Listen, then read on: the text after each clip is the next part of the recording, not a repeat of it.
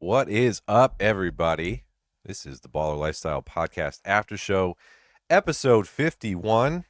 We should have called it Lee's Return, but Lee was returned last week, so I had to pivot and go to Ed's new chair. I had a The pivot voice, last week yeah, and jump in the middle of the show. yeah, you had to be our savior. And Lord, Um, I'm Ben 906, and that voice you hear is the co-host Super Lee. Super Lee, how's it going, buddy? dude, never better. Absolutely never better. I know And you've been. actually, in the last minute or two, I just saw my guy Ariante Ursary got drafted by the Houston Texans. So always good to see another gopher in the league. I was gonna say, have you been tracking all your Golden Gophers going in the league, Lee? Well, it's like 3 a year now, so it's not really that hard to track. You can count 'em on one hand. Not All like right, the Ohio so State. he didn't go to the Vikings though. Thankfully, no. Yeah, so you'll have fun tracking He him went to the elsewhere. Texans, where our guy Sean Pendergrast will love him, and our guy Travis Rogers will hate him. Probably, probably. Well, we are the after show of record for the Baller Lifestyle Podcast. We always talk about the Baller Lifestyle Podcast on this show. We always have some of our favorites in the crowd watching live with us every Friday. Laura is one of our favorites.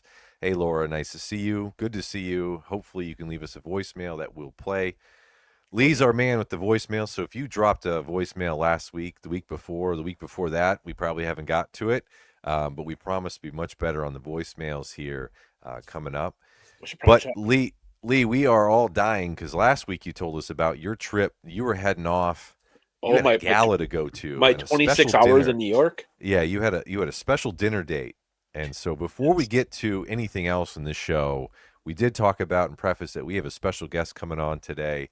But before we get to our special guest, we got to know, how was that dinner date of yours? It was pretty lovely, I must say. All Um, right. So who'd you have dinner with? well, as you can see on my subtitle now, it's Mr. Lovato to you now. Oh, Yeah, you mean her?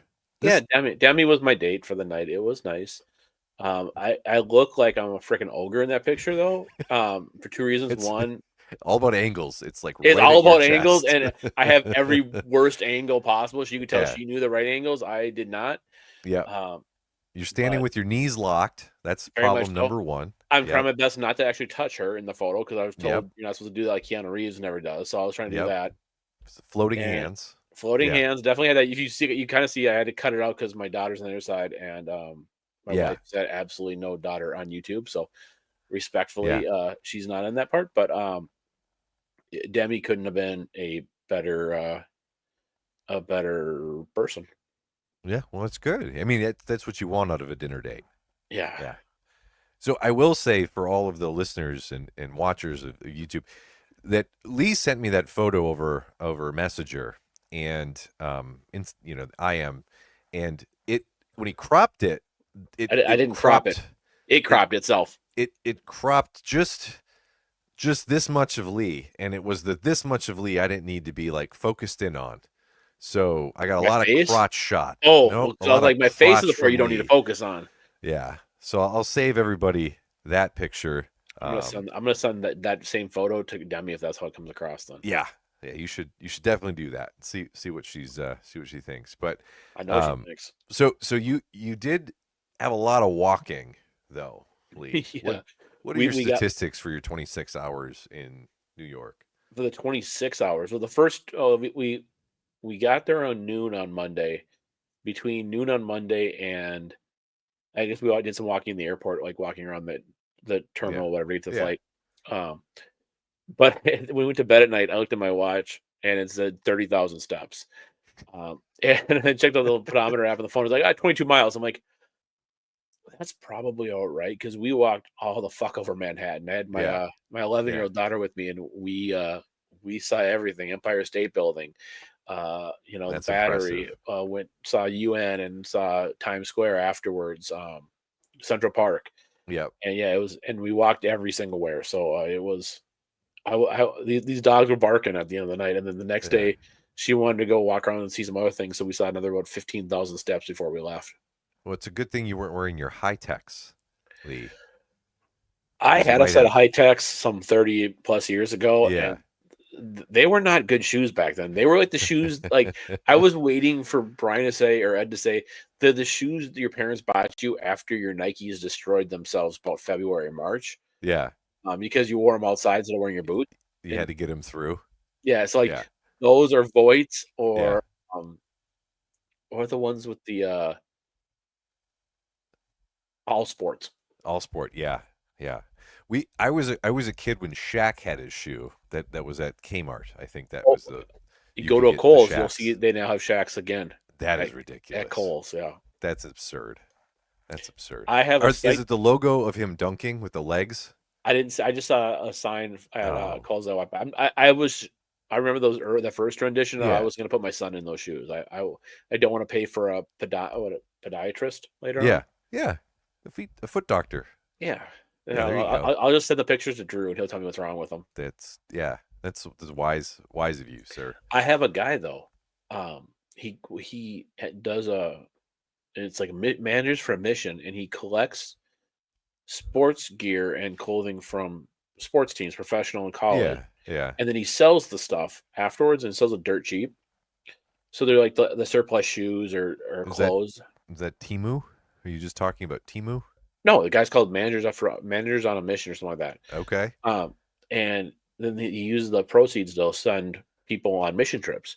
Oh, there you go. But for having a son who grows seemingly a shoe size every 3 months, Yeah.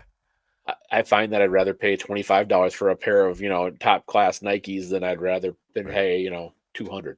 You might have to hit me up with that website. We'll do. I got the same issue going on in my house right now. Well, not only that, you're a taller individual. Uh-huh. Sometimes it's hard for you probably to find shoes that are your size. Yeah. Yeah. Well, he's dealing with football teams and basketball teams. So There you go. There you go. Well, so we do have our special guest here on. I'm gonna set up our guy, Lou Streets. Lou Streets is well known to me. I don't know him as Lou Streets originally, so if I slip up, he's gonna correct me on that. But Lou Streets is a guy. I went to college with Lou Streets. Lou Streets is currently bringing him here on stage, but Lou Streets is a gamer. He is competitive in the world of fighting games, and he has a YouTube page and a TikTok and a Twitch. And so we're going to have Lou here on today to help us out, just understanding the world of what the hell is competitive gaming. How does he stream? He's on all the time. I follow him. How does he make this thing work? I mean, we're doing this one day a week, pretty shittily, to be honest. pretty shittily. But the man is on all the time. So we thought no better to bring him in, teach us about his world, let us know, understand his craft a little bit, educate us, and have a little fun along the way. So, And I gotta say though, it's kind of a shitty thing to call it his Twitch right away. I mean, if the guy's nervous, you just let those ticks happen, and you don't need to call him out for it. Make more of them happen. Lou, you'll understand. Little compassion, maybe. Lee's very out of touch. Twitch is a huge website where people stream video games all the time. So Lee's a little out of touch. You're not saying he's got like Tourette's or anything No. like that? No, Okay. no. My bad. No. So hey, what's up, Lou Streets? How are you? What's going on, Ben and Lee? I appreciate you guys having me on, man. Pretty Absolutely. He's awesome. being here. So Lou, we got to start off though. I kind of hinted to you in some messages that my guy Super Lee and you guys have something in common. You're both former athletes. Lee played football at Minnesota. He's a Golden Gopher. Mhm. And Lou was a shutdown cornerback for the Muskies of Lakeland College, now Lakeland University. Fuck yeah. But there's also a degree of separation in here where you both have connections to a former coach too, because Lee Coach Z? Coach Z. So I always like to figure out these little 6 degrees of separation shit when we have these guests on. But knowing that you and Lee come from the world of athletics, we got the draft going on right now. But Lou, with your video gaming, like why you hate sports games, right? Like you don't play any sports games at all. Yeah, like there was a time in the past when I used to, right? And it was just like gaming for fun. And then roughly around 2018, I remember going to check out this channel for this guy named Maximilian Dude. And it was the first time in my life that I ever had to watch somebody play a game to understand how to like learn it. Yeah. And in my mind, as I'm watching it, I'm thinking, why would I ever want to watch somebody play a game when I can just play it myself? So that's the Agreed. irony of what I do now, because I fully understand the opposite side of the fence. But at that time, like, I was just playing. I thought we played for entertainment, you know? Yeah. Yeah. So that's why, because I remember you were a badass Halo player. I mean, Yeah. there wasn't anybody on that campus, maybe like one other guy that like you guys were pretty similar, but like you were always that like echelon in Halo. Like there was no fucking around in Halo. So why Not at not all. why not Halo? Why not like, I don't know, Modern Warfare? Why not any like other types of games? Why is it now? Why did you get into fighting games? You know, the funny thing is kind of how you were mentioning like our sports background. I think it comes from that. It's like just the idea of competing. And then I think when it comes to like shooting games and stuff of that nature, it's Yeah. like your team can have a bad game. You can kind of be like, you know, as a football player, it's like if a quarterback throws a great pass but the receiver drops it, it's a team game. So I it's was like, usually that receiver back in the day, just so you know. yeah, exactly, right. So it's like in other games where like you have teammates and stuff, it's fun. But when it's fighting games, it's kind of like there's the frustration of losing, but then there's the satisfaction of getting better and like understanding things, you know. So that's pretty much how I became fighting games. Basically, you don't trust anyone else. Well, not even that. It's just more fulfilling. Like, you know, when I mean, it sucks when you getting your ass kicked, like, you know, but at the same time, I the agree. opposite side of the fence. Yeah. Like when you start getting good, it's like, oh, I'm learning something. I'm turning the corner, you know? Yeah, I mean, Do people 'cause watch you when you're not good? Yes. So it's like to this. roast your ass. So the thing is, you mentioned competitive gaming, right? There's kind of two sides to it. You can be the best player who plays in tournaments, or you can be the best creator. I err on the side of being the best creator. I just happen to be good at everything I play. So it kind of, you know what I'm saying? Not the best on earth, but I'm pretty good at what I play, you know? So That That was like the most humble phrase I've ever heard in my life. Yeah, as I said, shut down corner. So you know where his ego is when he's a corner out there on an island shutting everybody down, right? Hey, I mean, yeah. that's He was- what's up. That's He what's was up. Shut But, down Muskie.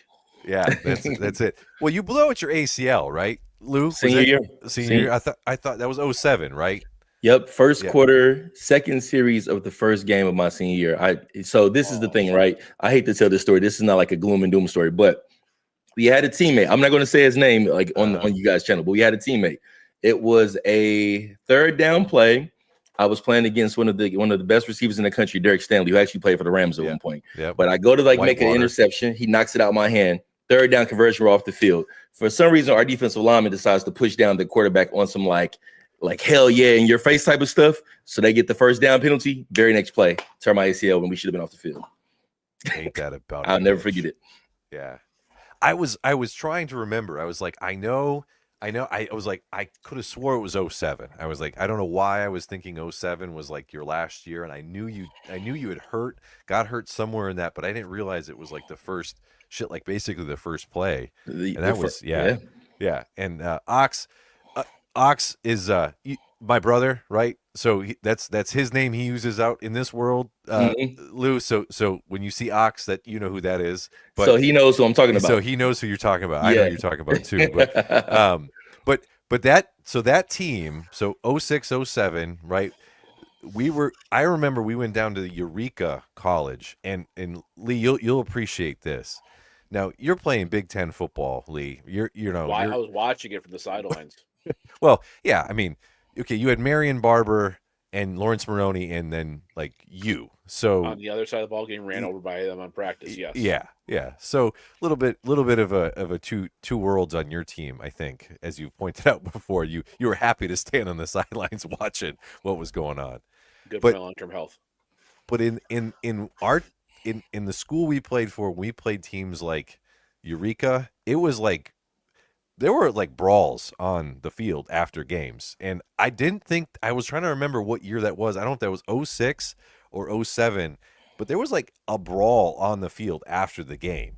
And that's the sort of like shit that the teams got into that when we played. So, or I didn't play, but when my college played, they just brawled. That's all they did.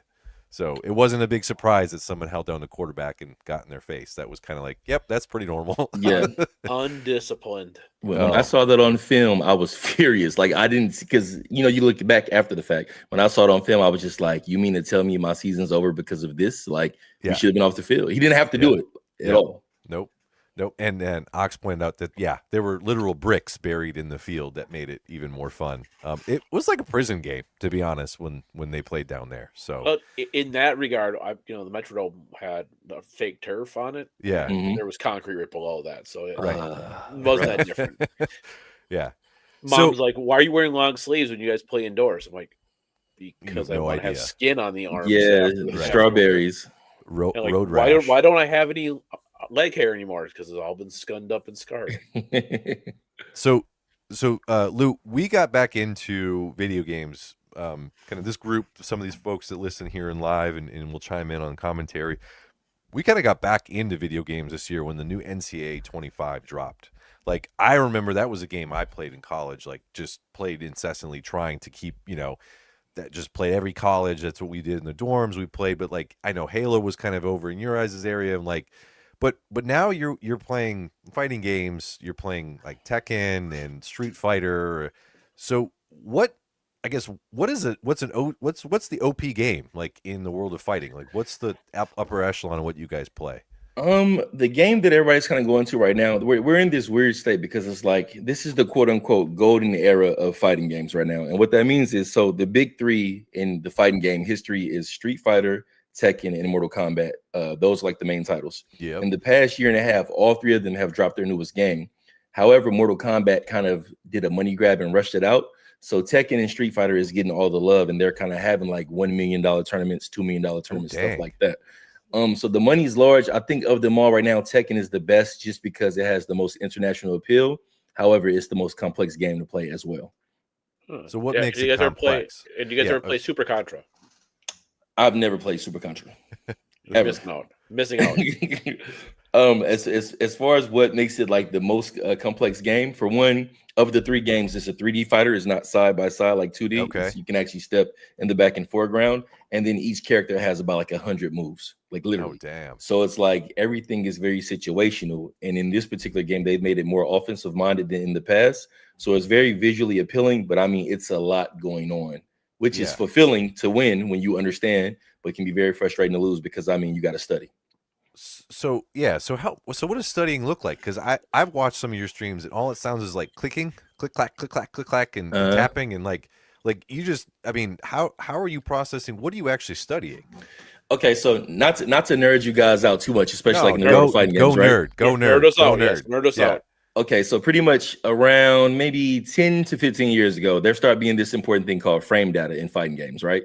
And so essentially what frame data is if let's say that like, okay, so there's startup frames, there's active frames, and there are recovery frames.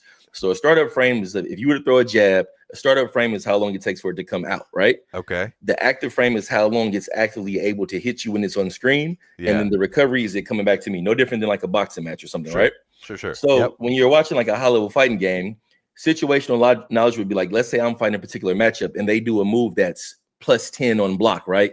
That means that any move that I do is 10 frames added to that, so I could get blown up or set up. And so think about that. If you have 30-some characters on a game, 100-some moves each, and multiple moves have multiple properties in regards to frames, that can be like mind fuck overload, just being honest. Like it can be a lot to hold on to. Yeah, 30,000 frames. Yeah, exactly. Like it can get tricky. Yeah, and each person's jab is going to have different timing. So 30 characters, each jab, which is just your plain like A, B, move, whatever, square, circle, move, whatever. It's all different timing. That's crazy. Yeah, it's like if you pretty much we got this saying where it's like you're getting knowledge checked. So essentially, it's no different. Like if you think of it in sports terms, let's say that you're good at shutting down the run in NCAA, right? Yeah. But then you come across a team that passes and has pass plays you've never seen before, and you don't know what defense to put them in to stop that pass. You're essentially getting knowledge checked by the offense. Same exact concept of fighting. Blitz the shit out of them and make them make some bad throws. Yeah, like you'll take some gambles, but in reality, it's like, what's the solution? So that's the fulfilling part, but that's also the hard part. And I think it drives some people away from fighting games, but the people who love them, that's why we love them. Sure. Because like I subscribe to, I've never figured out what the moves are in fighting games. Even like as a kid playing Mortal Kombat, like I would always get frustrated as shit because I would never remember which way to do the fatality, right, or how to activate the right finish him move. So like I just never got big into fighting games. It's fun, but I was just more like mash buttons and see what happens, right? Yeah, me too. And Ox would hand me my ass because he would remember that shit. I don't know. I was just like, whatever, run in, head down, bash them, see what happens. I'd always lose.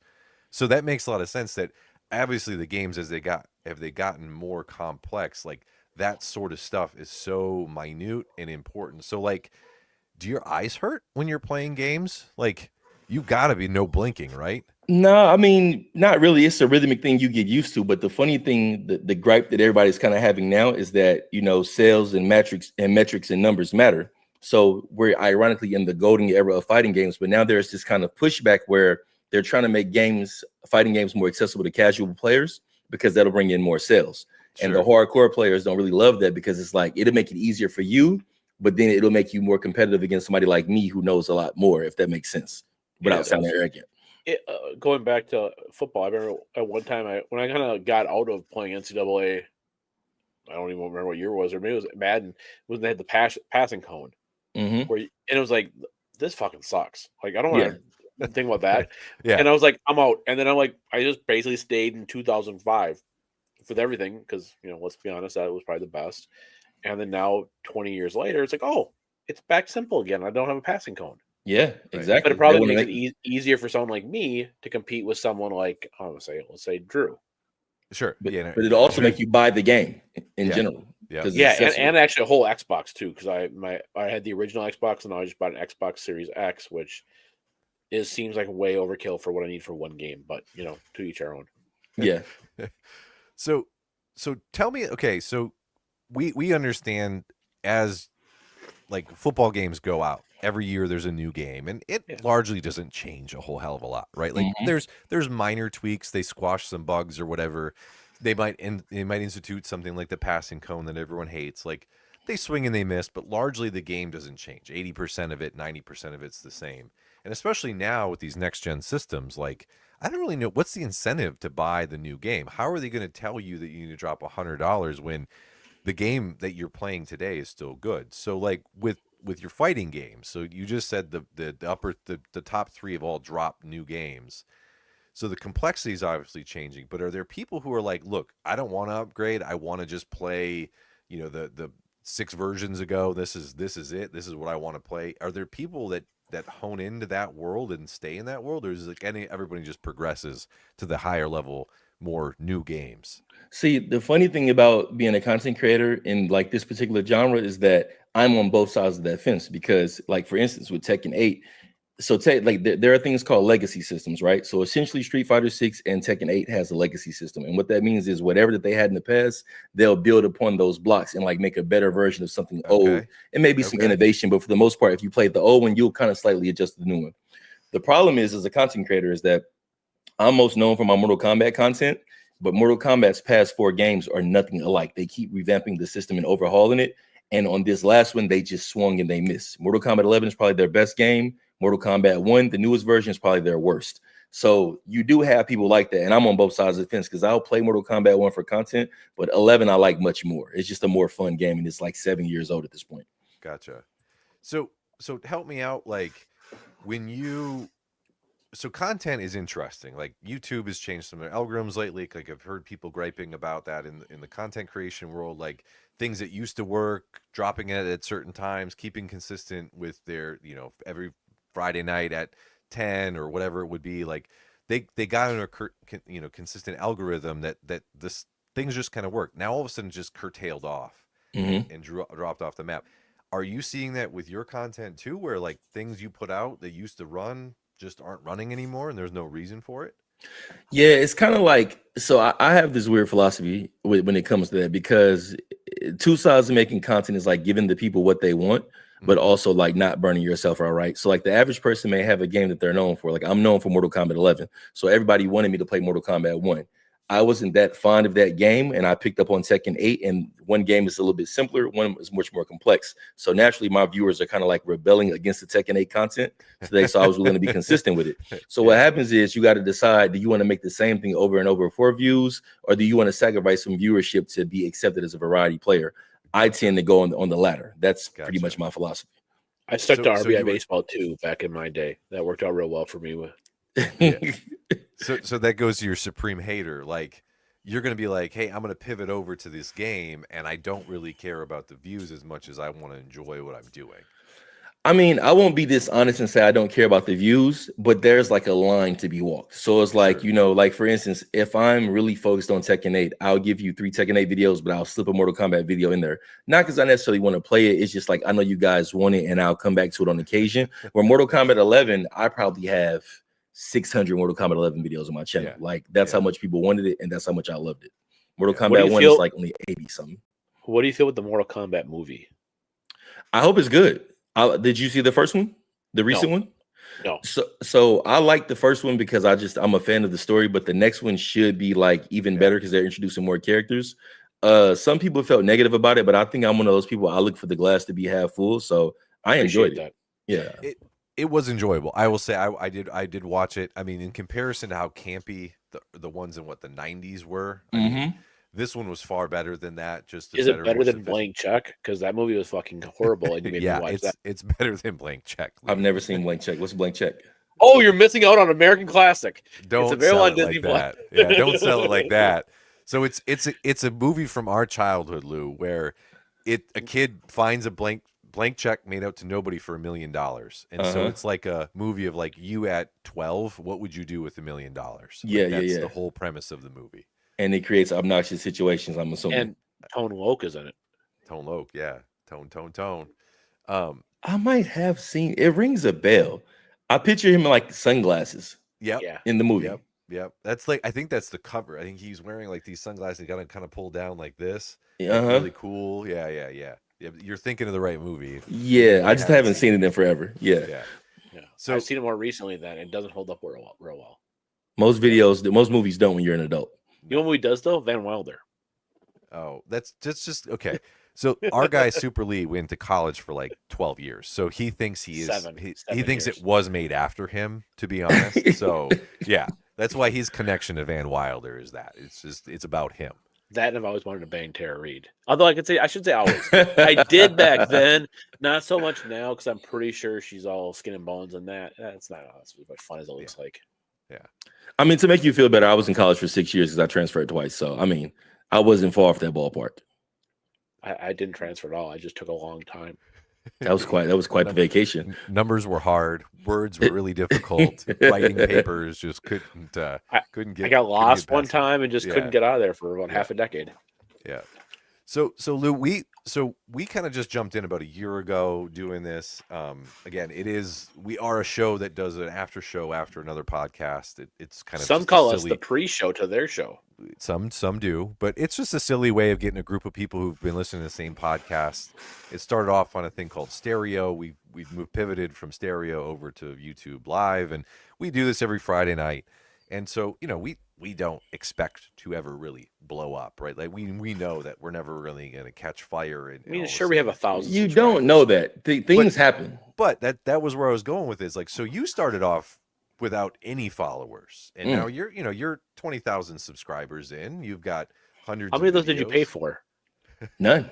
All of it's organic. All organic. What made you say, you know what? I'm gonna make my own content. You were just got tired of kicking the shit out of people and wanted to kind of post it and brag a little bit. So the funniest thing is, I actually have a friend. You know who I'm talking about?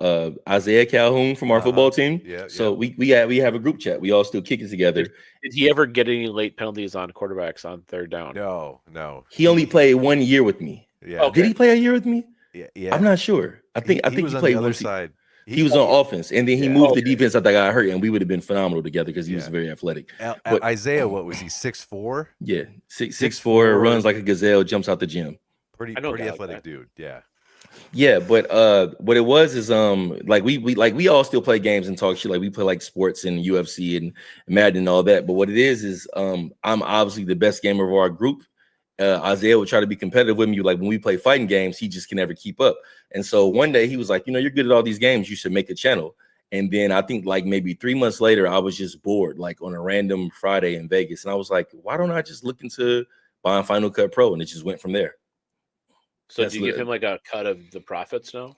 I don't, but he's trying to make content and I try to push him to it, but he kind of BS's around. But it's like I'm on him all the time about being on. Like I love this stuff. Like I work in this field now officially, professionally outside of my work. When I started it, I was in healthcare. Now I actually work in media.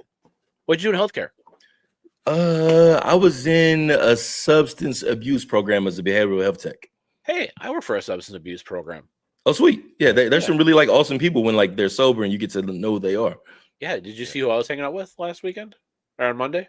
The Demi Lovato thing. Yeah. Oh, wow. Is that why? Yeah. Oh, that's awesome. Yeah, Yeah. it did not suck. It's a small world. It really is a small world here, guys. Look at there's another quite funny second that- tier. There's a second Yeah. degree of separation from us. Yeah, Here's a question exactly. I have was from gonna you say that I there's- don't understand a thing about, but I'm going to read it from the comments. Would you beat low tier God in a best of 5 at Street Fighter? Trust me, this will make for a good clip. I don't know. So this is the thing, right? I'm kind of a shit talker, and low tier God is known as like a famous shit talker. And like people troll him about not being good at the games, but when I see his ranking, he doesn't look that bad. I don't know if I can beat him in Street Fighter because I don't play Street Fighter that much. I probably would cook him in Tekken and Mortal Kombat. But outside of that, I would love a collab with him. That's the homie. So what There you're you saying go. is low tier God is too low of a tier to take you on. His moniker of being a low tier God is he's referring to picking low tier characters, and that's why he's the low tier God. All right, so explain tiers, Yeah, tiered characters. that makes him sound like a bitch. for saying So I like to bring it back to sports terminology just because it'll make the most sense for you guys. Pretty much think the Patriots with Tom Brady and the Browns at their worst. So obviously the Browns would be low tier. both and have the Bill Patriots would be high.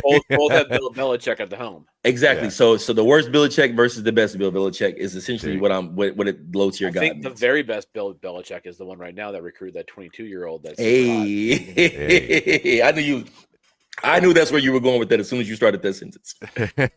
He's got to read on you. He's got to read. He can process your whatever whatever he said earlier. He's got that process down on you, Super Lee. my frames. Yeah, your frames. Yeah, yeah. My refractory frames are not that quick. Oh, dear My God, we'll have to ask refractor. Mrs. Super Lee on that one.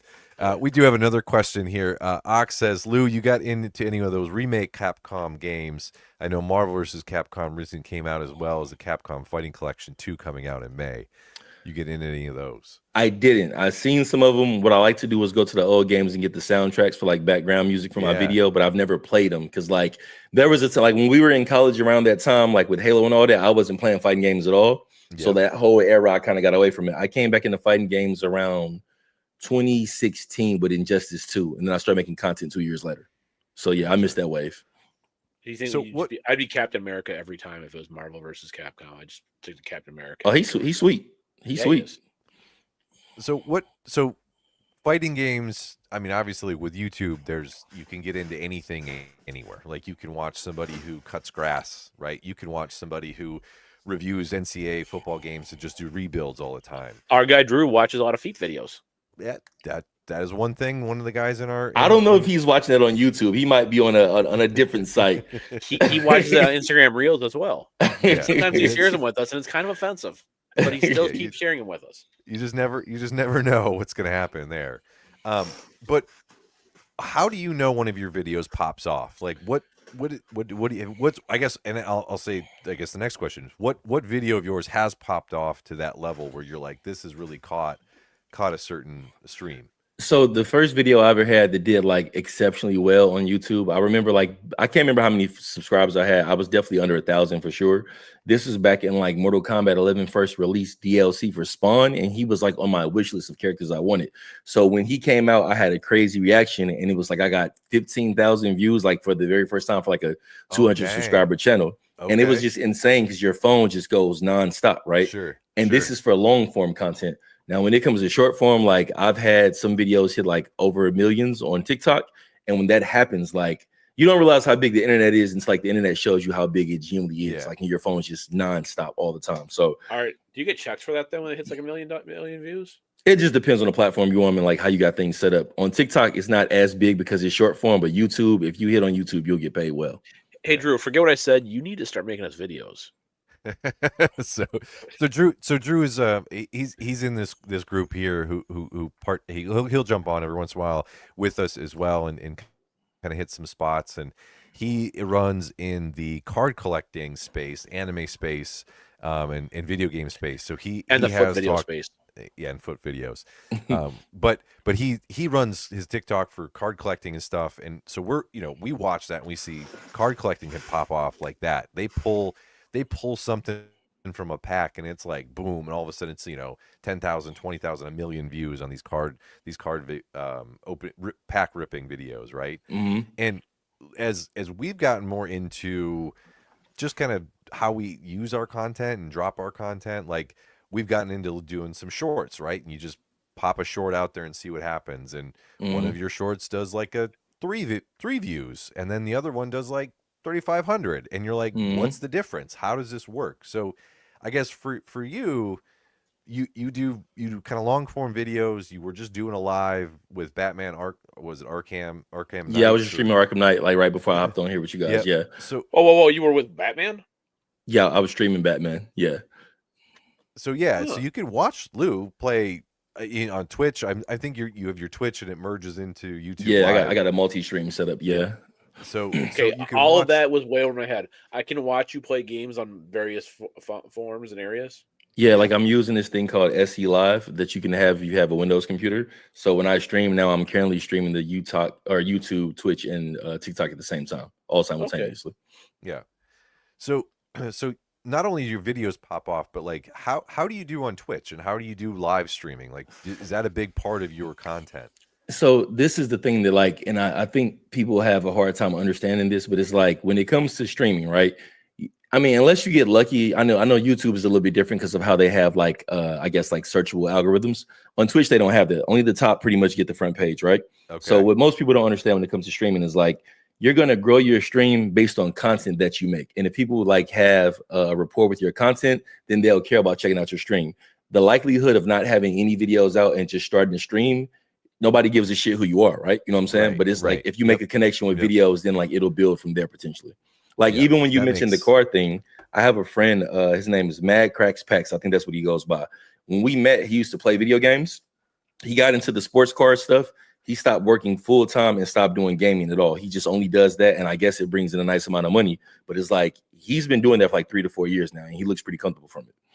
That's crazy. Like when you think of you went to college, we all went to college, and you're told Yeah. like you got to go to college, you got to get For a the better job, part of and a it's decade, like, he went to college. and he just went and ripped card packs, and now is like, why do I need to go to college? Like what do you need to do for My college? parents, Like, when I was 9, would have been so disappointed with the world today because they kept telling me there was no way in hell I was going to get everyone would ever get paid to look at baseball cards. Mhm. Yeah. Well, Look at or play video games. Ha! Right. Look at that. Yeah, Mom. I Look mean- at that, Dad. Well, the technology wasn't there, right? Because like I mean, back when we went to school, YouTube was around, but it wasn't what it is now. Yep. And I mean, like outside of my social skills, which I think is just more organic, there is nothing I'm really using from college in today, professionally or like in personal content. I mean, So we just had to adjust with I use a lot of technology. algebra. I use a lot of algebra. Yeah. Well, Subdition and attraction, money. I mean, that's about it, right? yeah. A lot Yeah. more subtraction than addition, unfortunately for me. But Yeah. So all right, we have another question here that got Yep. from the comment. I'll pull it up here. Do you ever try your hand at smashing? It's obviously super competitive and a huge scene. So here, if not, I'm curious why. Are the skills from the side scrollers like Tekken, Mortal Kombat, Street Fighter transferable to Smash? I think they are because I know there was like this huge discourse because I don't play Smash. I'm not into it, but I hear about it just in game industry news. And I know that in this most recent game called Super Smash Brothers, if I'm not mistaken, they have a lot of guest characters. And one of the guest characters in Smash is Ryu from Street Fighter and Kazuya from Tekken, and they actually have like quarter circle inputs. And there was this big old discourse about the Smash players because they don't use quarter circle inputs, which is like a real fighting game technique. So I mean, I've heard about it and it's transferable, but I don't play that game. I'm just not into it. I'm not into platform fighters, so that's why I don't play it. I understood the first sentence you said and the last two, but the middle part about half circles was completely over my head. Well, you've played a fighting game in your life, right? Yeah, Have you heard of Fireball Contra. motion? Have you heard of Fireball motion? Yeah, I believe so. Is that where the guy is Hadouken and he shoots? The Yeah, fireball? but do you know the input for it? Like the classic input for a Fireball motion in most fighting games. I'm guessing no. Yeah, Ben, I think you have it.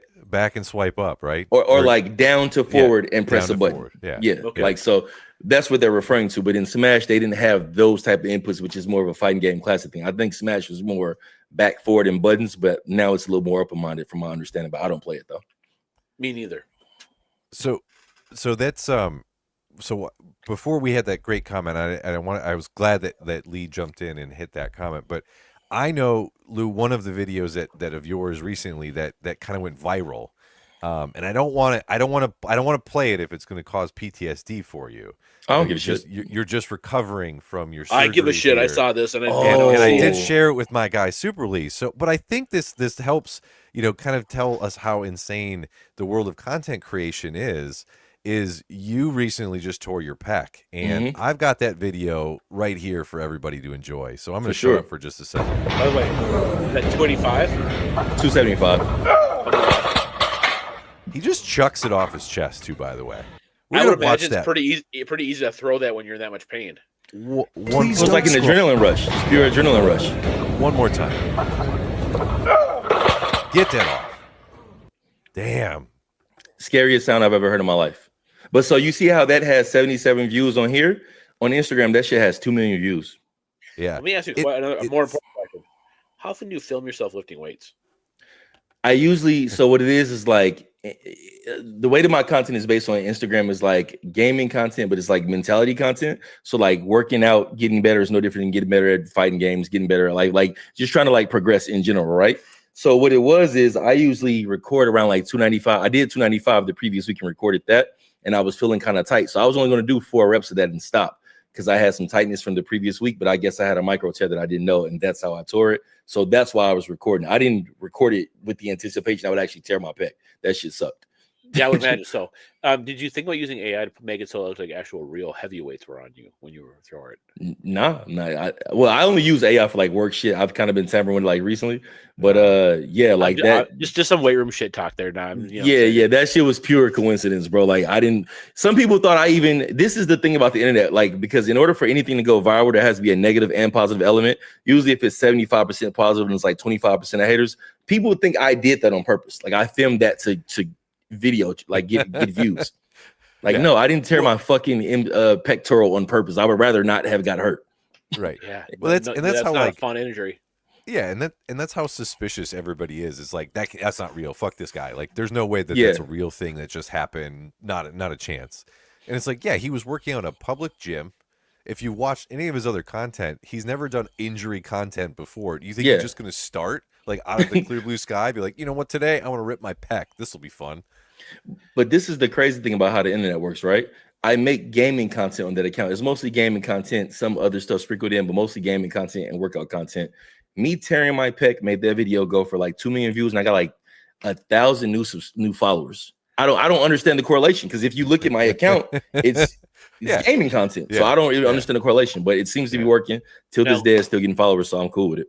Did you ever watch wrestling, like WWF wrestling? I used to, I don't anymore. Yeah, me neither.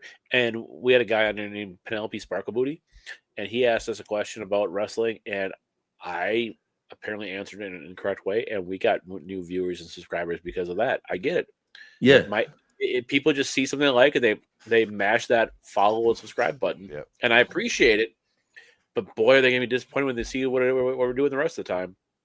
Have you guys ever like had a video or a clip from like your interviews or just your conversations and you thought like this is going to be the one that's going to hit and it doesn't, but then it's some random ass joke that takes off and you're like, why does that make sense? Yeah. The wrestling one was Yeah. very much that way, and Mhm. there's a lot better things we've done. And I encourage everyone to go through our shorts and vote for their favorite. Yeah, And please everyone watch to all watch of them everyone. multiple Yeah. times. Just keep watching them. share them with your Just friends. keep playing. On different computers with different accounts. It doesn't matter to me.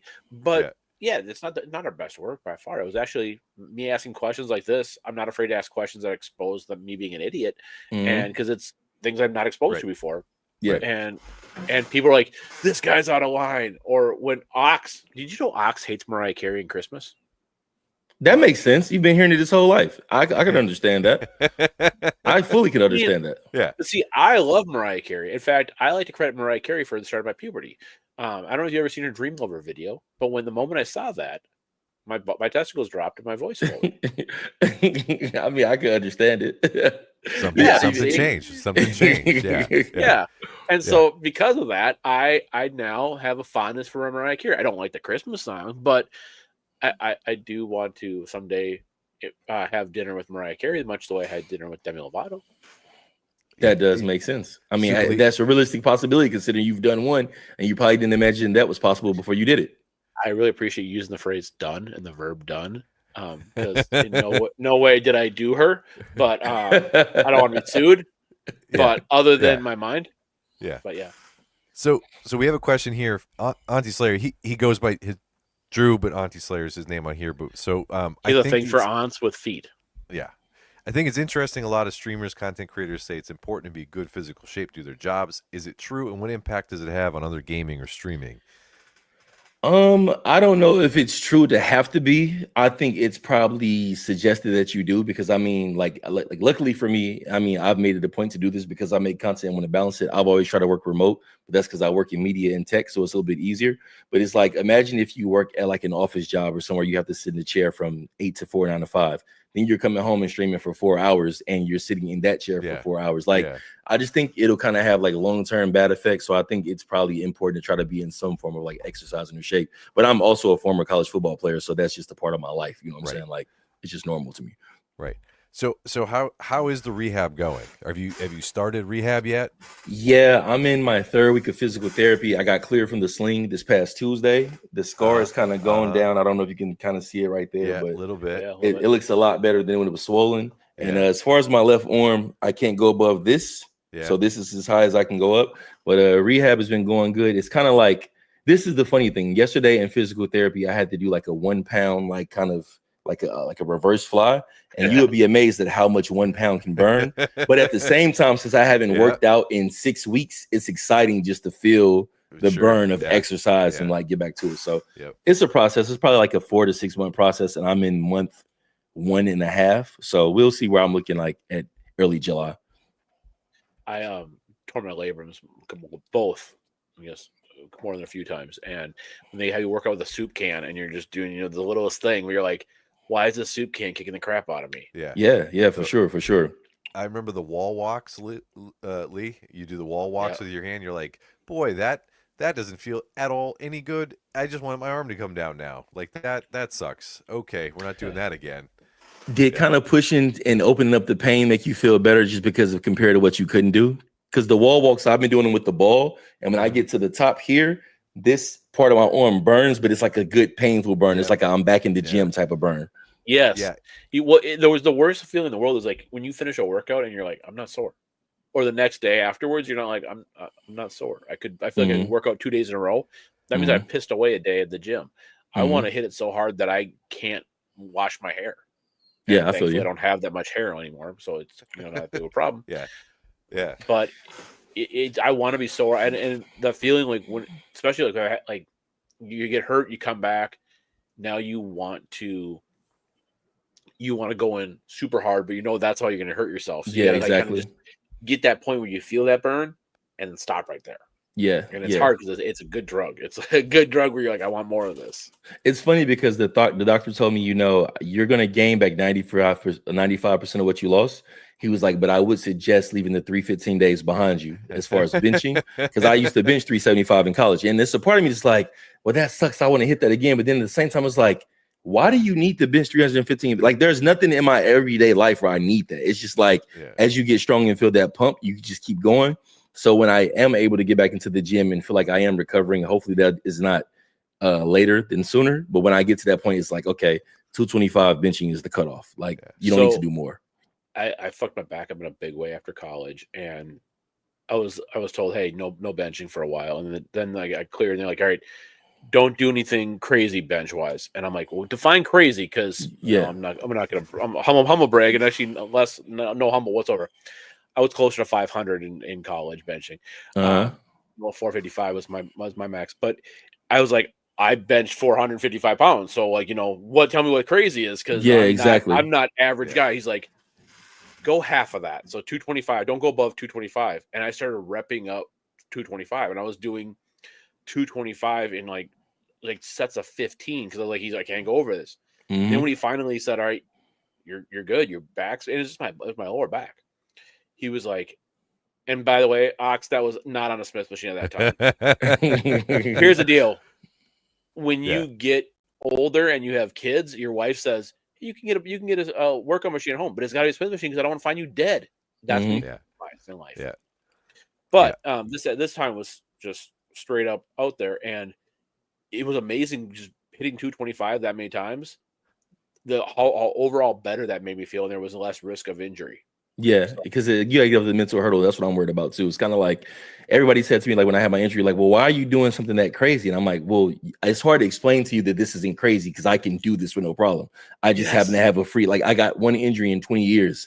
Shit happens, you know what I'm saying? Like, so it's the mental hurdle of getting back, but I just try to like just listen to my doctor. I'm just rolling my not only that, it's like it's a fight in anything. You're gonna let some bully, some injury take away what's yours? Yeah, No, yeah. you're gonna get knocked down, get back up. That's where life. That's where you win life, is by not letting anything beat you, by bouncing back. And then maybe you find ways. Like they are like, you can't squat after your back surgery. I'm like, well, no, I can find ways, because if I have an injury, I can find ways to strengthen the muscles around it, so I can. And so you gotta start doing like front squats and stuff like that, and deserter squats and in other ways. But it's amazing how the people just think, oh, I got to give that up now, because their ego is so big. Like, well, if I can't do 375 anymore, I'm not going to bench at all. And it's like, fuck that. Do 225. Yeah. Get really good at it. You can get big ass muscles doing 225. Yeah, you can. It's true. But it's true. I'm not anywhere near the athletes you guys were. That's because Ben's not benching 225. He's eating like 225 McNuggets at a sitting. Okay, Mr. 40 McNuggets last week. You always look like a very athletic guy though in general. Like you never look like an athletic guy. He once hit a game-winning shot at a rec league basketball rec league championship game. Don't slander me. I made that shot. Yeah, I know. I won a championship. I didn't know if Lou knew that or not about you. Yeah, I did not. Well, so Lou, did you know that McDonald's sells a 40-piece McNugget meal? I did not. How do you feel about Minecraft sauce at McDonald's? That's a real thing. Yeah, it's is it called? Is it called Nether sauce? It's Nether spicy. Sauce. It's pretty good. It's actually. spicy. It's spicy sauce. The only reason I know what you're referring to with those is because I used to work at this small YouTube company and they did Minecraft videos. So I've kind of heard them talk about like the Ether or whatever. I didn't know what I'm not into it. That's why I didn't work there that long. But the only reason I know about it is because I have a 14-year-old son. Yeah. Oh, that makes sense. And I have an 8 and a 7-year-old. That's all they play. So like I know that world very well. But what I was gonna say, like even like just growing up working out, like you push a mindset that like you can do more because there's always another number on your list that you're pushing towards, right? Like you don't really know what your upper limit is. Like for sure. You push your body until it breaks, and then you found where your upper limit was, right? So like I think there's just that mentality that people who have never been in that space, whether it's just being an athlete, trying a sport, weightlifting in general, like there is an inherent like drug to it, right? Like you have a response to achieving something that nobody else around you can do, or that you've never done yourself, right? Like it's really that there's a drug and your body responds to that sort of shit. Well, the funny thing is, like, I got this, and I'm sure a lot of other people feel this because people talk about like lifting for like your like what it does for your mind as well. Yeah. But it's like it's been different times in my life where maybe I had to like figure something out, or maybe like I was in a stressful situation, could have been financial, professional, etc. Especially like when I was making the transition into this media field from healthcare, and it's like when I'm in the gym, I can literally feel the cogwheels turning in my mind of solving whatever I'm going through. So it's like when you get a real injury and that's gone, it's like I remember when this happened, I was like, okay, when this happens, I'm gonna have to dive into my content. I'm gonna take walks because like I don't have that defense mechanism of my brain solving issues in the gym. Like I haven't lifted a weight in 6 weeks, and I probably won't for like another 6 weeks, like a real weight, you know? Yep. So it is like I don't know. People go run and they get the runner's high, and like that's what running gets them. sucks. Running fucking sucks. I've never run to that extent, and I don't think that exists for me. Yeah. But I do. Than me. Yeah. But I do like getting in the gym. Just I have a little gym over here, and just coming down here, being able to pump weights. Like I'm much happier doing that than anything else. Like there's just something about it that is calming. You're doing certain reps. You're achieving something. You're checking a box. Because I've worked jobs where like you don't ever really put something away. Like it's kind of like it's always there. It's something you always have to go back to. So doing something like going to the gym, hitting 3 sets of 10 on whatever you're doing, you check the box and you see market progress. It's like, damn, that's actually fulfilling. I want to come back and do that tomorrow. Yeah, for sure. I like to think of it as my brain's a big old knot, and when you tug on a knot, it just gets tighter and tighter. So I got to lift weights and get all that blood away from my brain, kind of loosen that knot up a little bit, bring that blood out to my arms or my legs or whatnot. And then all of a sudden the knot's a little looser and I can untie the things and figure out the problems a little bit better. That makes total sense. That analogy makes total sense to me.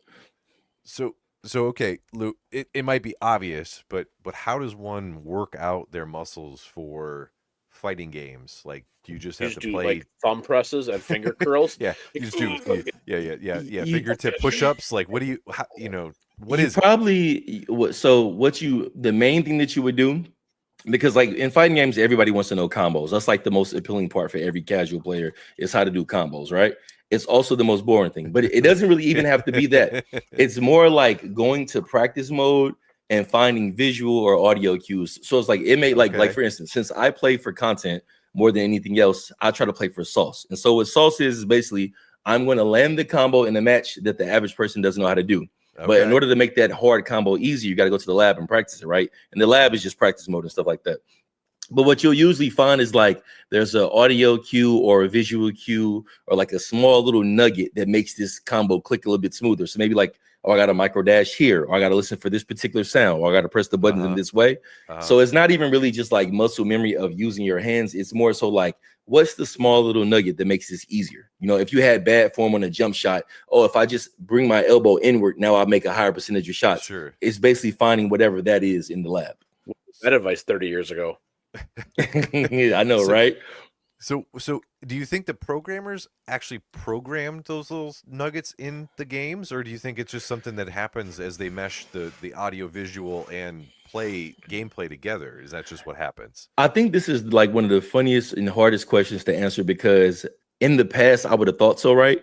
But now that I'm in the content creation space and now that games are patched and updated consistently through the internet, like you may buy a game in 2021 and it'll Yeah. get patched all the way for 6 years. Sure. What you'll find is a lot of time, a lot of players will discover little bugs and things that are messed up within the game. And that's the point of having a tester. But sometimes these developers don't really test things. So it's almost like weird because I don't know who's making what work. Like on one hand, they'll have design and like innovation, but then on the other hand, like it usually takes a player discovering something wrong and they'll fix it. So I don't really know how like they come up with these things. It's kind of like a tricky equation to be answered. It makes me respect gaming much more. Test these for a game? I haven't because like testing is like you're going out of your way to trying to find things that are wrong so they can patch it and fix it. And I don't really play the game that way. Like I play the game to like figure out strategy, but like trying to find nuggets that are broken in the game, that would drive me crazy because you would have to imagine anything possible under the sun. Yeah. I can see So that. I know when they dropped the new NCAA, they pulled creators. So right, NCAA 14 was the last game that they had for 10 years. So Mhm. there were people who during the pandemic, like that's what they did. They just played season after season. They created new teams. And there was a whole world revamped, became I the did that biggest with deal. I did that with NCAA 05. Yeah. Well, cycle forward 9 more iterations, and this was a whole world where like buying NCAA 14 disc for your PS3 was over $100 because Really? it was just crazy to do, right? That was the only game that existed. But then there was this whole scene of revamped. But there are creators out there when they were creating NCAA 25 that they actually pulled these creators in. So is that something that like Tekken does, like to kind of help promote the game? Or do they just rest on their laurels like everyone's going to play the new Tekken? Well, I think that's like where there's been a lot of discourse recently because this Tekken has shifted away from a defensive mentality to more offensive. Okay. And what you have is a lot of the classic legacy players are upset because Tekken is one of those games where if you were good in 1999, a lot of the moves are still the same now. They might have like slightly tweaks, but it's a very legacy based game. And so in this particular iteration, it's still legacy based, but it's a lot of changes. And some people don't like that. And it seems to be that if you have history with the game, you're upset at it. For me, this is like the first Tekken I've taken serious. So to me, this is Tekken, right? But the people who were practicing, the testers, they've had some gripes about certain things that I wouldn't know about. Gotcha.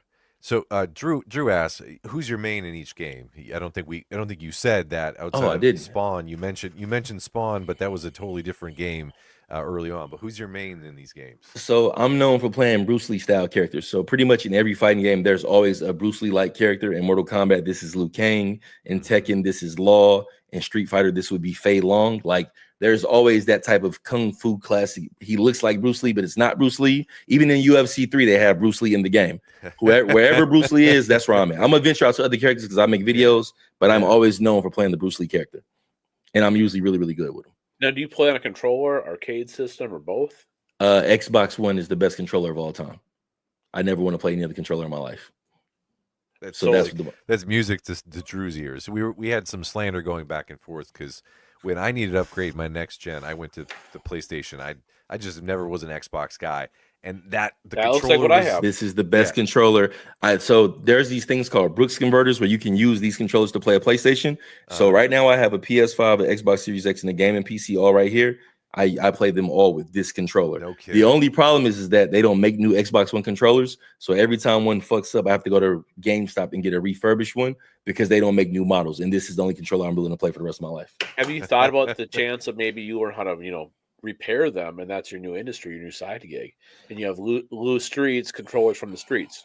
You know, the funny thing is, I probably could figure that out if I sat on YouTube long enough. I just don't want to. But like, you can learn anything from the internet. So You I don't probably want could to legitimately yet. figure out. But when you do, I want 10% of the profits coming back to me. The funny thing is, I've never heard that idea. So if I did it before and you saw a video, I expect a hate comment of you saying, "Hey, what the fuck? I told you that idea. I need my cut."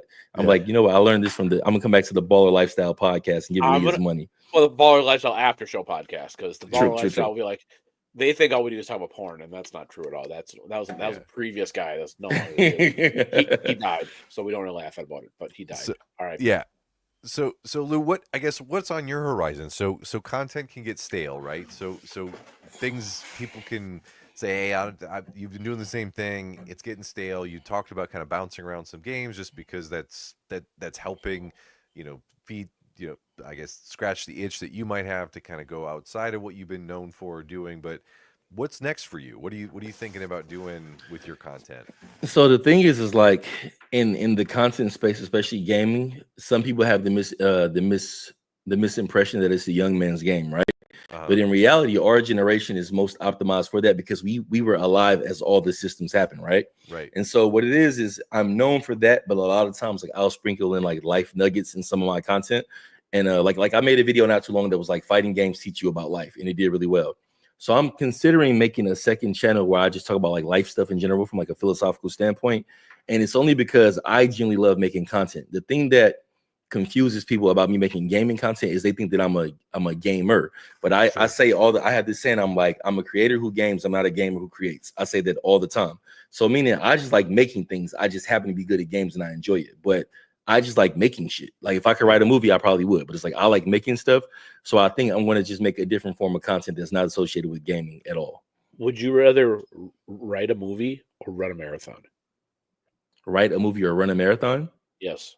Because running sucks and writing sucks. I would rather write the movie for sure. I would rather somebody see my vision. Like I really appreciate film because you just like you'll watch something that's like, oh, this came out of somebody's mind from scratch. I really appreciate that. Yeah. So and you don't know like visions of you going competitive, like esports era, like go that direction with it? Well, for two reasons. It's because like a lot of people ask me about that, and so the thing is, if you decide to go competitive, to get the advantage of winning, like first of all, you have to win in a game that has a lot of prize pool money because some games don't. Like for instance, Mortal Kombat doesn't have a ton of winnings when it comes to like their tournaments because it's a gory and violent game, so that's not good for advertisers, right? Versus Street Fighter, you can win like a $2 million tournament. But the thing is, if you want to win a $2 million tournament in Street Fighter, you need to study Street Fighter 24/7. I don't have the mental capacity to do that. So I enjoy creating because you don't have to win a tournament to get paid as far as making popular content. And then secondly, it's like, I just wouldn't want to, I'm a creator. I'm not a gamer. You know what I'm saying? If that makes sense. Right. Yeah. So I learned about competitive gaming in like the last season of Ballers. So I actually followed that conversation.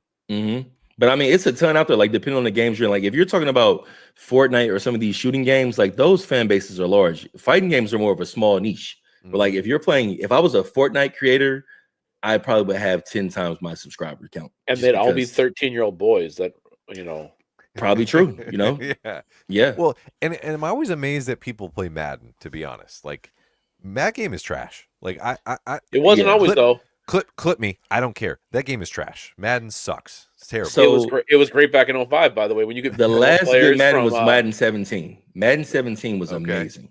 I think that was the one with either Odell or Gronkowski in the front. But that one was really, really fun. Okay. Because I don't know what it is about that engine that they have. It is like the fakest stuff. Like it just feels terrible when you play it. Like I'd rather be playing like Tecmo Super Bowl, right? Like me too. Give me back to that. Like that game was awesome too. Now we're talking my language here. But to watch these competitive games like between the upper echelon, it's like they're not even really playing the sport. They've learned how to win. They're finding the gimmick. Yeah, Yeah. exactly. Yes. Yeah. So, Well, that's so they're just, we talked about that. You said like, well, it's a cheat code, right? You're like, you have this situation here. It's a cheat code. Well, like I look at it as when I play, I'm playing as Minnesota. Like we're gonna fucking run the ball up the middle about 90 times a game, and so when it comes to recruit, I'm gonna recruit offensive linemen and running backs, and I'm gonna be able to stop that somehow. Yeah. It's like so defense, offensive lineman, and I'll take a walk on wide receiver because I'm not gonna throw the fucking ball. Mm-hmm. So I guess with like spamming, like you can spam a play, you just find the play that works, you just spam the shit out of it. So in your world though, like competitive and move, like you spam moves over and over because the person can learn how to not like counter that, right? Like it's a pretty easy thing. Like spamming is something that is very in fighting games. There's almost they build these things called character archetypes, and so what it is like I'm a Bruce Lee fighter, the Bruce Lee style fighter. So my game plan is to be inside doing combos, is flashy and fulfilling. However, in every game, with the exception of Tekken, because that's more of a martial arts based game, in every game there's these things called zoners, and zoners usually can shoot stuff across the screen nonstop, stay safe, keep you out, and that is a play style, but it's annoying as hell. But like there is always an exploit that somebody's trying to find out. When it comes to like winning money, I think all bets are off because it's like money's on the table, it's whatever. But when you're just like recording or you're just like playing like casually at home, that can really, really be annoying. But I mean, that's just some people are gonna do whatever it takes to win. Some people have fun learning the game, some people have fun winning the game, and they'll win at any cost, even if it's not sustainable. Yeah. But didn't you learn from Indiana Jones that like if you have to fight up close versus shooting someone always works? Yeah, but the swag of a nice combo cannot be replaced. I get it. Like people don't remember like Charles Bronson as much as they remember Bruce Lee. Mm-hmm. But let's be honest, Charles Bronson would probably be more effective. Yeah, probably so for sure. I just think when it comes to fighting games, there's this thing called like player expression, and so player expression is like finding the most sauciest way to be who you are with said character, and that's kind of like my philosophy. I can, and you're also an entertainer. I mean, you're not actually fighting these people. It's like if you were trying to actually fight for your life, I'm sure. Yeah, you would whatever's efficient. Yeah, to self-preservation. You definitely got a point for sure. Definitely. So, I think that's what's interesting about the world of fighting games, right? Like it's a world I just didn't have much concept of like how niche it is and how unique it is and really how complex it is. Like again, I go back to just my like head down, just mash buttons and see what happens sort of mentality, but to then spin it into like that's to be really good at the game and study the game and figure out maybe some spamming stuff and you get really good with characters, whatever, but like to then spin that off and try to like content create off of somebody who like created the character in their vision of what the character is. Now you've taken it and you've made it Lou Street's Liu Kang and you're trying to make it that. So I guess with your subscriber base, like what's the response? Do they only want you to play that character and they come to you because of that, or do they come to you because of your play style, or just listening to you just rant about stuff on your Twitch like live? Like what do you think have people coming back to you? So it's funny because it's really weird because I realized this from Isaiah. Like it keeps coming back to my boy Isaiah, which is funny because Isaiah sucks at fighting games. But he like I was talking about something. We'll clip that, Lou. Well, he knows. I'll tell him that in a heartbeat. But it's like I remember like once I was like recording a game and I didn't have my camera on, and he was like, I forgot what I said, but he was like, bro, they can see the game anywhere. They come there for you. And when he said that, it just stuck in my head. So two things happened. I never turned the camera off since that point when I'm recording. I may do it now because like I have an audience, so it's different. And then the second half is like one thing that I've got this is what like my bread and butter is. This is how I kind of like found my brand, right? Like I would play the game, but naturally the way that like a sports commentator would announce what's happening in a sports game, when I'm playing the game, I'm saying why I'm doing what I'm doing. So a lot of people like, oh, I'm learning the game by watching you play, because if you watch a really good player play, but they're not talking, they'll do something that's impressive, but you don't know what they're seeing or how they got to that thought process. Well, I'll do that same thing, but I'll say what I saw to make me think that. And just by me saying it, I just made somebody else better at the game, because now they're thinking like, wait, Lou did this. He said why he did it. Let me try to duplicate it. That's kind of became my bread and butter. Can your opponent hear what you're saying? They can't. No, I stay off mic. So like when I'm recording, like the way I'm talking to you guys now, I'm playing the game, but I'm talking on mic about what I'm doing. And Yeah, so like if you're watching me play, you're you're like, kind of like I'm setting him up, and I'm gonna hit him with this. And I'm like, exactly. fuck, you just gave me your play. I'm gonna Yeah. defend it. Yeah, the person I'm playing can't hear that, but the person who's watching the video, it'd be like, oh, like in fighting games, there are a lot of like very specific knowledge-based things where like maybe there's this string that's really hard to step aside, but the second hit is a high that you can duck and then punish. I'll say that out loud, and then somebody watching me be like, oh, I didn't know that. Now I know that. You just made me better at the game. That's kind of the compliments I got. So once I kind of started get those compliments regularly, I realized like, oh, they watch me for this, so then I just start doing it more. Do you? And is there? I assume there's like a delay between when you're doing this and when you post it, go live. Like there's like a. Well, no, I'm not always live. Sometimes I just record. I do both.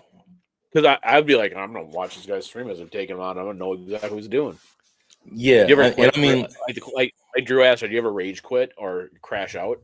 I've never raged quit on stream, but I've definitely raged. Like that's part of like the fighting game players' right to passage. Like you will rage. Like I rage all the time. And what you find is there's a negative element. When you rage, that's usually when shit goes viral. Right. Yeah, that's what people want to see. That's what they want to see. They don't want to see you win. They don't want to see you be good. I mean, yeah, it's kind of that. I think of it as like it's this make break. Like if you're really really good, everyone wants to see what the fuck you're doing.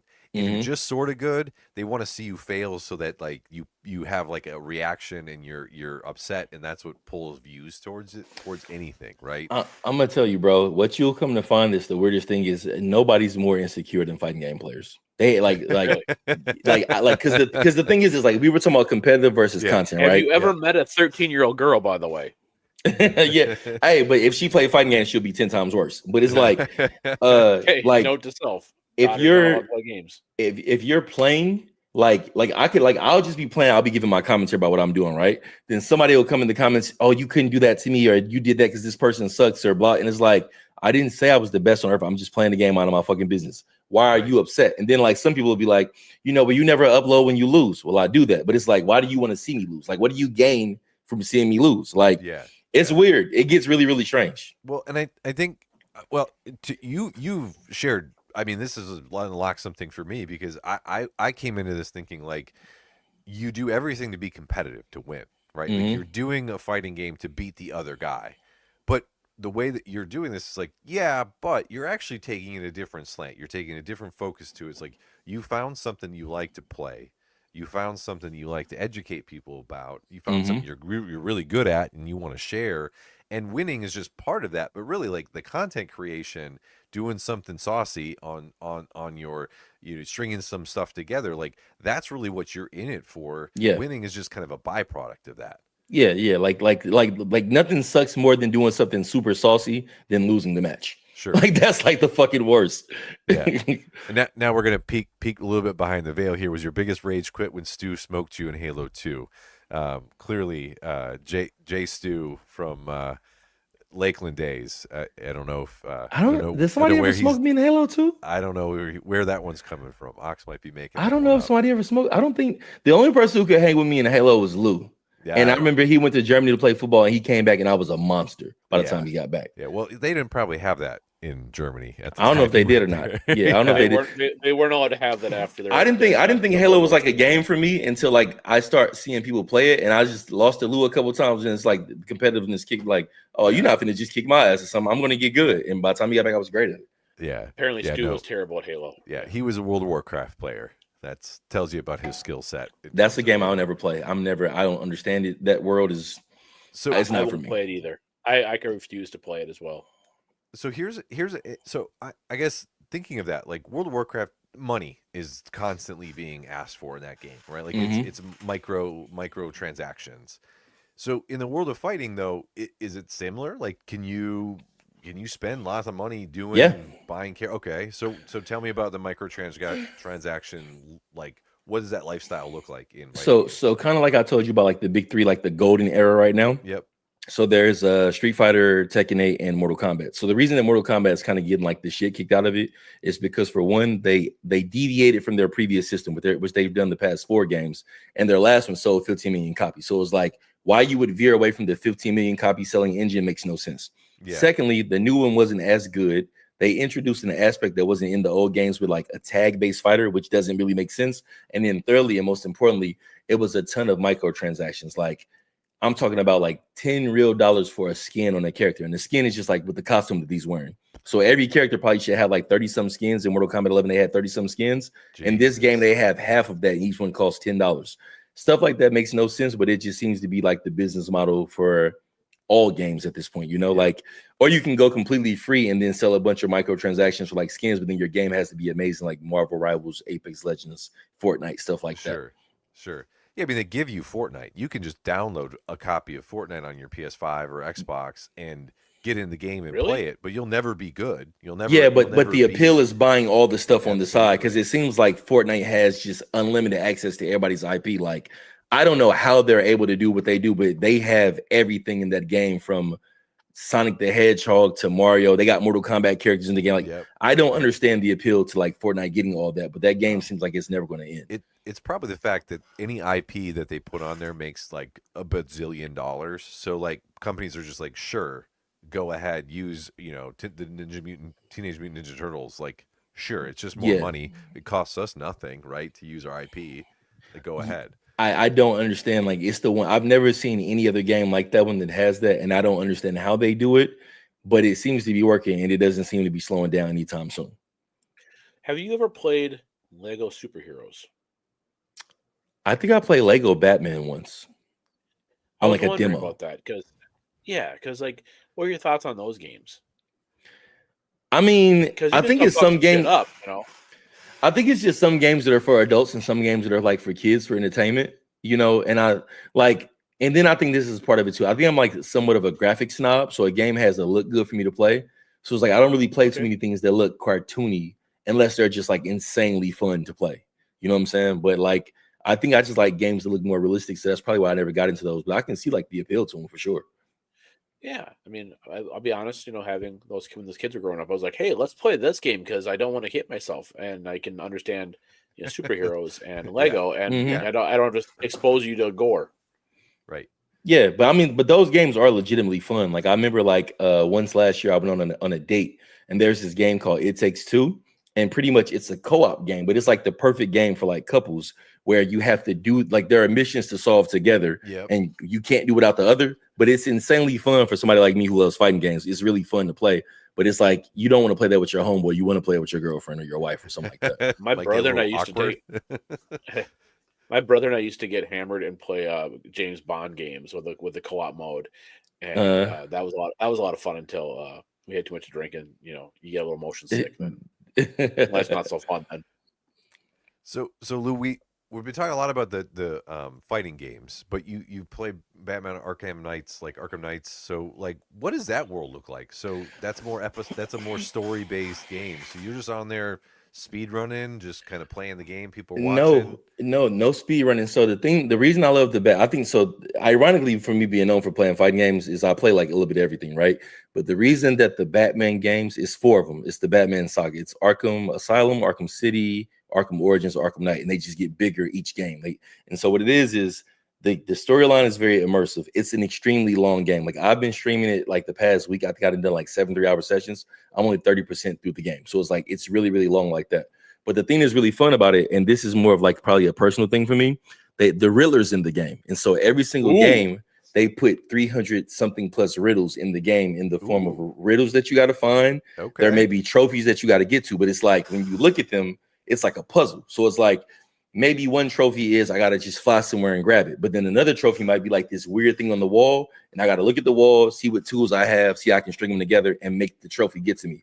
That's really, really fun. So like when I stream that, I'm looking forward to solving the riddles. And even like when I stream it, I have to pin the chat in my live stream comment to say, don't solve any riddles or you'll get muted or banned. Because like that's the point of what I'm playing it for. But that's really, really fun. But like I'm into that because it's like, maybe that's like a fighting game player thing because I'm into word puzzles and like strategy based stuff. So that's why I enjoy that, which is probably why I enjoy fighting games too.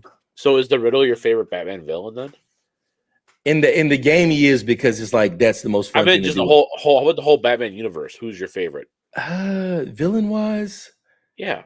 I know it might feel generic to say the Joker, but he's just like a maniac. You know, like he's iconic. Which Joker are we thinking? Are we talking about the cartoon Joker? Are we talking about Cesar Romero back in the day? Are we talking about Heath Ledger's one that gave me nightmares?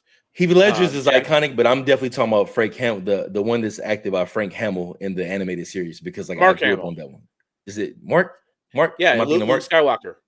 Yeah, okay, because I'm thinking of Kevin Conroy and Mark Hamill. Yeah, and Yeah. the reason for that is because in those games, the same voice actors from those animated series are in the game. So like, I'm just Over. really attached to them. Oh, that's awesome. That's pretty. Because I've always liked like 1960s Riddler. Well, like John In the green Austin suit and- with the small little hat with the purple. I'm sure Yeah. you saw the movie with when they all try to attack Batman at once. Yeah, I like that. Yeah. I was a fan of that. Yeah, Adam I love West. that. Exactly. That one is like just so campy, and I think that without that TV show and the movie from it, I don't think Batman would be the iconic figure he is now. I think that really Yeah. kind of saved the character and launched it to several generations now. Yeah, every time they punch, you get a bam or pow on screen, something Yeah. like that. Yeah, And not only that, like just every chick's got the big old like cones sticking out. It's just like it was of a time that I really appreciate. did Catwoman and Poison Ivy have big breasts in that show? Well, there were several Catwomen. One was Lee Merriweather. Yes. Eartha Kitt was very nice looking as well. Julie Newmar. They had a couple like Miss America level, like pinup. All three of them were like Miss America level pinup supermodels. Mm. Poison Ivy, I don't think was that big in that show, but they did have like Zsa Zsa Gabor play a character once. Yeah, I do remember that. I remember So watching that at my grandmother's house as a kid. We all know what Super Lee watched when he was off sick from school, right? We all know what he tuned into. But so I don't know, Lou. You're more than welcome. Hang with us. This has been a very enjoyable conversation to get to know this world side of things. But I want you to plug your socials. I kind of skipped over that. You want to plug your socials? Please do that. I did drop your YouTube page into the description here. I can go try to figure out your Twitch and pull that in too. But that way, everyone can go find it, subscribe, drop into his world. He does go live. Like, what's your cadence with your videos too? So pitch your socials and tell us what's your cadence. Yeah, definitely. As far as the socials go, I've made it where everything is at Lou Streets. So it's like if you're on Facebook, if you search Lou Streets, all one word, Twitch, but everything is at LOUSTREETS. Everything is at Lou Streets. LS Vision is kind of like the old sub name of the channel because I used to have it as LSV, but I wanted to make it simple. So I had everybody just follow it under that one name. And then as far as my cadence for streaming, I work remote, so it's kind of random, but I probably stream, if not every day, every other day. And that's just like usually around like 8 p.m., 9 p.m. I tend to do like later streams because I don't have to go anywhere in the morning since I work from home. So that's kind of been my thing for quite some time now. So you pop all your streams on Twitch. You can watch them live on YouTube, right? So it's both universes, chats in both functions, much like it is here. Mm-hmm. So you're just streaming fighting, you're streaming Batman. Any other games on the horizon that you want to start streaming? It's really open-minded. The games I mostly cover right now, so Batman's being streamed. I'm recording a lot of Tekken, a lot of Mortal Kombat 1, Mortal Kombat 11, Dragon Ball Fighters, and I'm trying to figure out what the next big game is going to be. There's this fighting game coming out called 2XKO that's been in development for a while, but I haven't got my hands on it, so I don't know how I feel about it. But mostly fighting games and some strategy when I switch it up. The live streams are more for switching it up. The recorded videos are more for the fighting games people expect from me. Very cool. Very cool. Super Lee, any questions you got for our guy Lou Streets here? I want to know if Lou wants to do a bracket with us. A bracket? One of the things we do on this show when we have a guest is we go to a website called bracketfights.com and we pick the most random ass bracket we can find, and we have one slated here between you guys being former athletes, former football players, with the NFL draft going on right now. I couldn't come up with a better one. That's basically just a football positions bracket. It's a 1v1. What's the best position in football bracket to get down to? So I figured we could just toss that one up for shits and giggles. Way to end the show tonight. Usually Lee brings the heat with some off the wall bullshit takes of his that he can come up with. Yeah, you're known for that sort of thing. But we always like to do something like that with our guests to kind of just wrap up the show. So if you want to stick around for a little bit, do that with us. That'd be great. Otherwise, if you got to peace out, that's all good, brother. So wait, when you say position brackets, what do you mean? Like what position is more valuable to the? I think he means exactly like it is, and it's up for us to determine how we go. I think, So just like this is what we see. Usually they're not this basic. This is the position bracket. It's wide receiver versus O-line, right outside linebacker versus strong safety, and we're gonna find a winner. That's it what we simulates do. it on its own Yeah, to decide who's going to. Yeah. No, We you have- guys are there's- the pick. The There's three of us pick. There's three Oh, of us. okay. We Yeah. like I'll start right now and say this is offensive line because wide receivers are a bunch of bitches. Diva base. Yeah. I get what you're saying. Like if we're talking about like team value, the O line is more important than the receiver because if you can't I'm throw the just ball, saying right now, like yeah. I'm not letting my kid become a wide receiver because he's not a bitch. So we now know that Lee was on the defensive side of the ball and had pleasure of taking out his aggression on those wide receivers. So it Dark sounds side. like to me, Lee, it sounds and Lou, you guys are on offensive linemen. That's a 2-1 victory. We're going to move offensive linemen on. I'll have to also agree with you there. Offensive linemen take the cake. Now we have right outside linebacker and Ooh. strong safety. Strong safety, quarterback of the defensive backfield. Agree, because strong safety that was the most fun position to play because you get to do a little bit of everything, and nowadays too you're basically like on the line. So yeah. I go strong safety as well. All right. Well, it's 2v1 on that one. We're gonna keep moving right through. You know my answer to this. This is kind of self-explanatory. I kind of want to hate and just say fullback on this one. I think cornerbacks are usually just a bunch of drama. They're a bunch of look at me players. So I'm going to put my vote out to the fullback. You know I'm picking cornerback because for two reasons. We are some of the most swaggiest guys on the field. Like you gotta be dressed clean and look good. You look good, you play good, you feel good. Yeah. And secondly, if we make a mistake, everybody and their mom in the stadium knows. So it's like supreme confidence because if you fuck up, it's 6 points. Corner all day. But look at like if the fullback, I'm actually going fullback on this one. That is crazy. Here's why.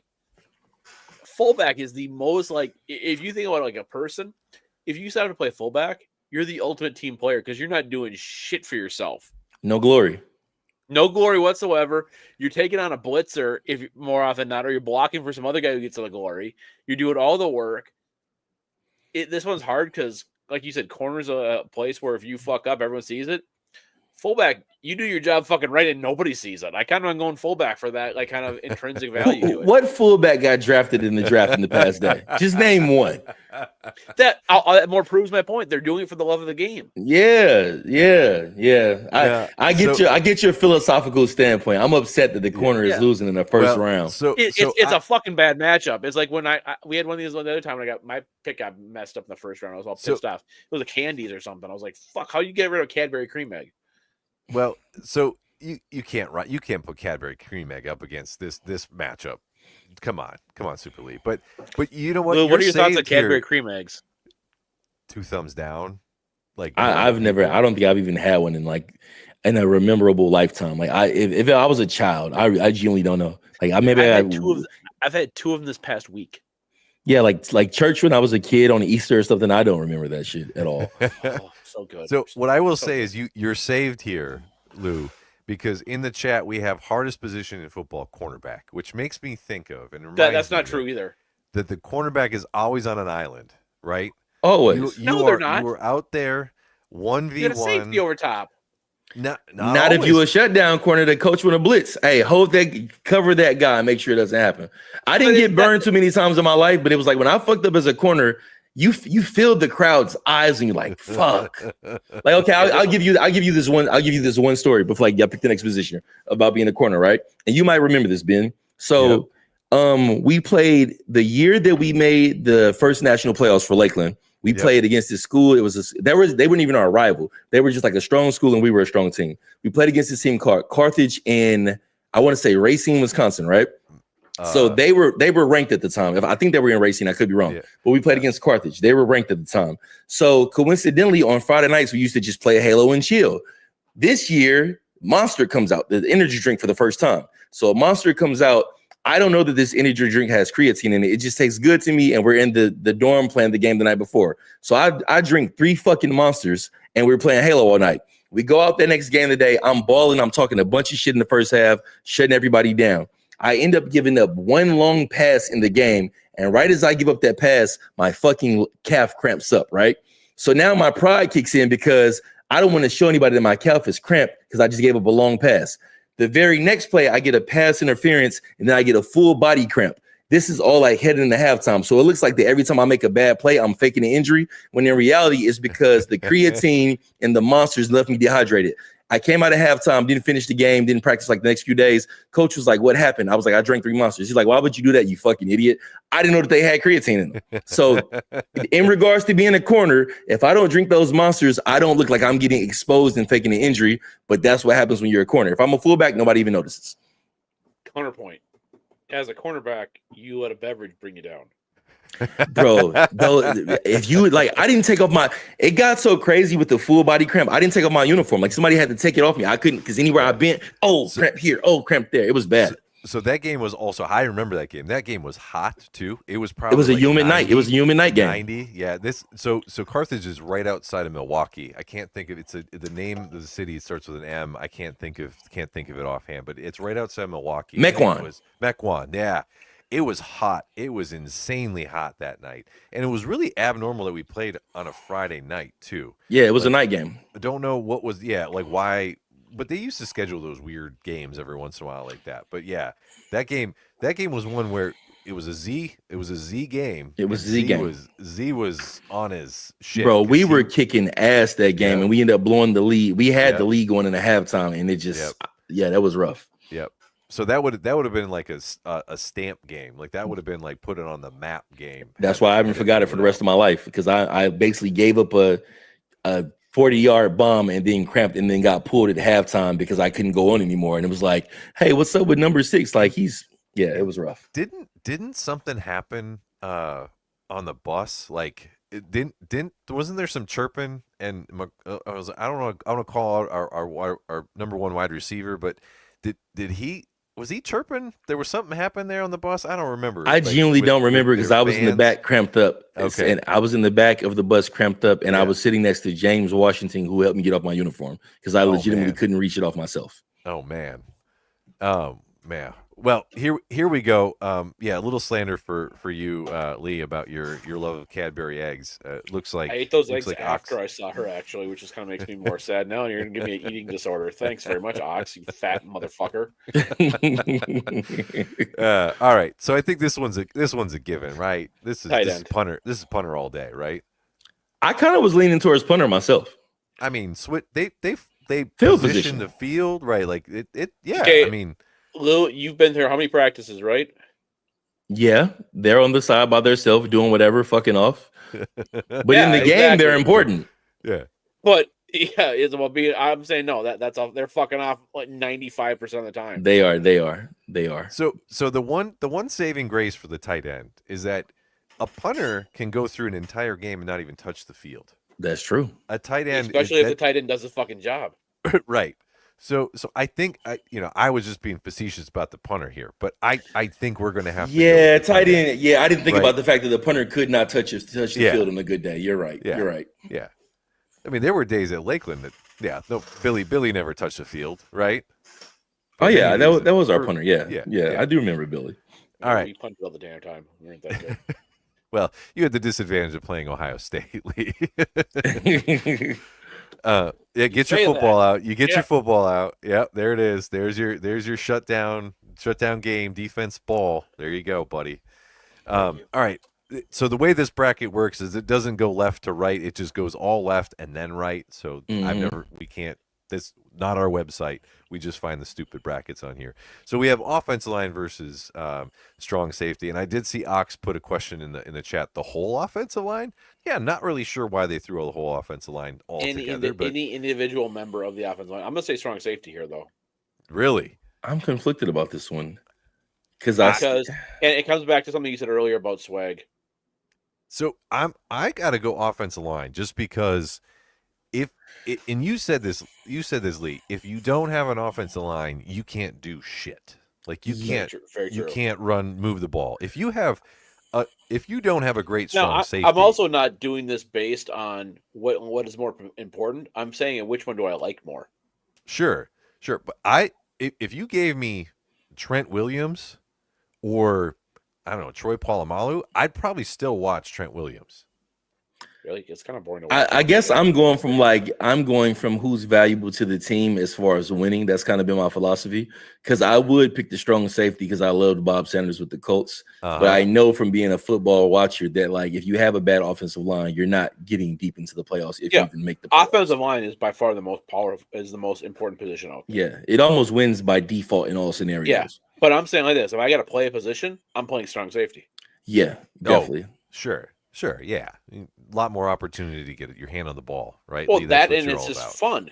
You get to run around and hit things. Yeah, just stand up and be a wall. This is the funny thing. I was a shutdown corner, but I remember like one jamboree, like I ran the ones at corner, but then like coach let me move the safety for like the second group, and he was just like, just go wreck shit, and it was like. It just felt fun to just go do what the fuck I want. That shit was really fun. So I was like, why am I playing corner? Like, this is kind of fun to just go disrupt things. It was really, really nice. Yeah, but you were in college. You in college, you were only like 185, 190? By the time I graduated, I came in at 160 and left at 212. So like that year I got hurt, I would have been playing at 212. Okay. Then that's safety. That's safety territory. Yeah, I came in for at sure. 5'9", 135, and I left at 6'1", 255. What position did you play? I started as a corner, then they moved me to safety when I kept growing, and then they moved to outside linebacker when I kept growing. 6'1", 255 is fucking huge. Yeah, well, I'm not that much smaller than now, unfortunately. Yeah, that's just Cadbury eggs, wild. buddy. Cadbury eggs. And my only frustration is I never got to play with that level of strength. Like that level of strength I had going into that season, I wanted to really just be a bully because that was back when you could still just hit people. Like, yes, yeah, like you could just hit people for the fuck of it for like intimidation. It was just really, really fun to do so. Yeah, and that team, like your senior year, your junior year, those teams were built on fucking being bullies. Like that's all it was. It was just like doing some pretty shady shit on the field on defense. Like it was being mean. It was fighting. It was throwing a lot cleats, of strong like, guys. A lot of strong guys that saw red. yeah. All right, so we're going offensive by the line way, here. Hold on for a second, guys. You guys want to see the masculinity of this whole thing go down just about a millionfold, with one sentence? I see that. I see Erica. One of our other favorites is, "Hey Erica, good to see you. Glad you could join in here. Yeah. You'd give us a heads up. You were going to be running a little late today. I guess that's going to be all right." Sorry, you were at a high school play. Yeah. All right, so we go on offensive line here. I'm going strong safety. I'm sticking to my principles. That was the most fun position to play. All right, break it here, Lou. What's the break the tie? I'm offensive line. Since I'm going to stick with my philosophy of what's valuable to team winning, I'm going to go with O-line, but I would prefer strong safety. But since I'm going to stick with this philosophy, I'm not going to switch it in the midst of positions. All right, so offensive line just for that. Offensive line, it is. Well, I feel a train wreck coming here. Boy, cornerback here. Yeah, so we'll move cornerback on just for the sake of it here. The corner for sure. Yeah. So, all right. So I'm an offensive line. This is the one that sucks the most to me. Hey, this is a 1v1. I'm saying cornerback because I'd rather play corner than offensive line. Okay. See, we have different philosophies here. Yeah. I'm going to say corner because when you're an elite corner, you get top dollar. So that shows just how rare a good corner is. And you're saying then too, Lou, to keep with your thoughts that a zeros at cornerback is far worse than zeros at offensive lineman. Yeah, like for sure. You got duds. Yeah. You can hide somebody, but it's like if you have bad corners, it handicaps so much of the defense from being able to blitz, like what you can call guard. Yeah, it's like you're in zone all day if you have shitty corners, no matter what. Right. All right. Well, cornerback it is. Moving on. All right, we're back. We're over to the right side. I mean, this is almost quarterback. ridiculous. Quarterback is a bitch usually, but I'd rather play cornerback than D-line. I was a high school quarterback. I like that. The thing about like my philosophy in this is the D-line would have beat any position except quarterback. So it's kind of unfair. Like he would have made it deeper if it didn't happen to be against the quarterback because they touch the ball every play. Yeah. There's no doubt. It unfortunately it is quarterback. Like there's no other. Even though a lot of them are bitches. Yeah, well, yeah, sure, but I mean, like you said, D line. If it were down here, it So would it's going against be. kick Yeah. returner. It would be making its way towards the semifinals here. So we're gonna go quarterback and moving that on. Now, I think I know which one Super League's gonna go with here. Yeah, hell yeah, Big Ten all day. Okay, let me present you with a scenario for these two positions, right? Because Uh-huh. I'm gonna make a very hard argument. I'm gonna see what you guys say. But so we're talking about these two positions and how valuable they are. Let's just look at the Ravens. Ray Lewis and Ed Reed.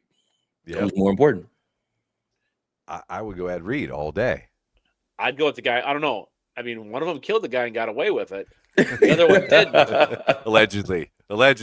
Yeah, Very allegedly. Yeah, Yeah, very allegedly. Yeah. Very allegedly. But Yeah, I get your argument. But it's way more fun to play middle linebacker. Is it though? Yeah, way less running, long distances. for some reason, when I thought about those, like this was the perfect team that came in my mind. But I think I'm going to pick middle linebacker just because. Well, I don't know why I'm using Ray Lewis for this example. You can literally see him lead the defense. It's almost like I think he made Ed Reed even better than what he would have been without him. Oh, he put more pressure on the quarterback. He took away a run, so I didn't have to worry about that. Also, think about the Bears when they were like had Urlacher at middle linebacker. They didn't suck on defense. Yeah.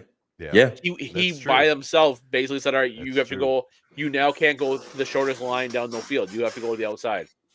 And that doesn't include directing traffic as far as being like the defense's quarterback. So yeah, definitely middle linebacker is actually a lot easier once you kind of break it down. All right. Well, you had me with the Ravens because I was like, man, Ed Reed, dude, like I'd read also no alleged murders as far as I know. that's yeah. But I get it. You guys laid out a good, yeah. But I was going, it feels hard to pick against Ed Reed, doesn't it? yeah. That was like the one that was like, oh man, how can you do that, dude? A running back here, obviously. Yeah. I mean, yeah. This one's filthy. This is a 116 matchup. Running back all day. No. I think there's another. This is the 215 matchup. The one yeah. right below it, however, is a little worse. Yeah. All right, we'll roll that one because I don't even think it's worth us spending more time on here. Yeah. So this is almost unfair to have like all the offensive line and then just kick returner. Like, couldn't you have broken up the like left tackle, right tackle here, or left tackle, center, and Or kick just returner? inner offensive line versus offensive tackle. Yeah. Yeah, we're gonna go outside linebacker here, So yeah, left outside linebacker. even if it's a left one. Yeah, I mean, because the NFL has pretty much rendered this position obsolete. So, like, is the Devin Hunter days or the Devin Hester days are gone now? Like, those days are over with. Yeah. Well, Now, come on. there's nothing more electric than a kick return for a touchdown, though. I mean, we all Dante Hall, we all remember Devin Hester, we all remember these awesome kick returns. But to your point, even in college now, you see a fair catch brought to the 25. Why would you ever not do it? Yep. And Drew brings up a good point because this is one that hit my brain. I'm like, Patrick Willis on the Niners, I could come up with, and Navarro Bowman, but I could not hit like their free safety was not to that same level, and their defenses were nasty because they had an insane defense. I think they had Eric Reed at one point. He might have been like a rookie with one of those teams. Yep. But they had Golston back there as well. Golston was a dog too. That defense was fucking ridiculous. It was, and it started and stopped kind of with these guys, right? Yeah, and their pass rush that they had, Olin Smith and Justin Smith. Yeah. It was Justin Smith. Yeah. Alden Smith didn't murder anyone, but allegedly. Yeah, Justin Smith and Alden Smith were good. Yeah. They had Navarro Bowman. They had Patrick Willis. I'm trying to think who their corners were. Their corners never were very remarkable during that period of time. But they got protected really well by them. Yeah. And Golston's good. Pass rush. Was it Golston and Ed Reed? I thought they had somebody else at safety before Ed Reed, or not Ed. I'm thinking of the young Justin rookie Reed. Justin Reed. No, not Justin. I know. But they had somebody else there before he got there. It was REID, right? Yeah, but Justin Reed's in the league right now. The guy that I know the guy that Lou's talking about, but yeah. Didn't they get a first round draft pick guy out of Northern Illinois that played defensive back? I can't remember who they had. They had Golston, but the other safety was really, really good. I'm drawing a blank on who he was.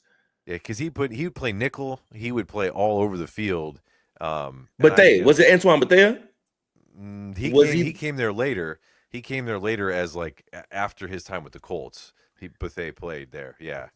So yeah, it's hard to remember, but I remember that defense was ridiculous.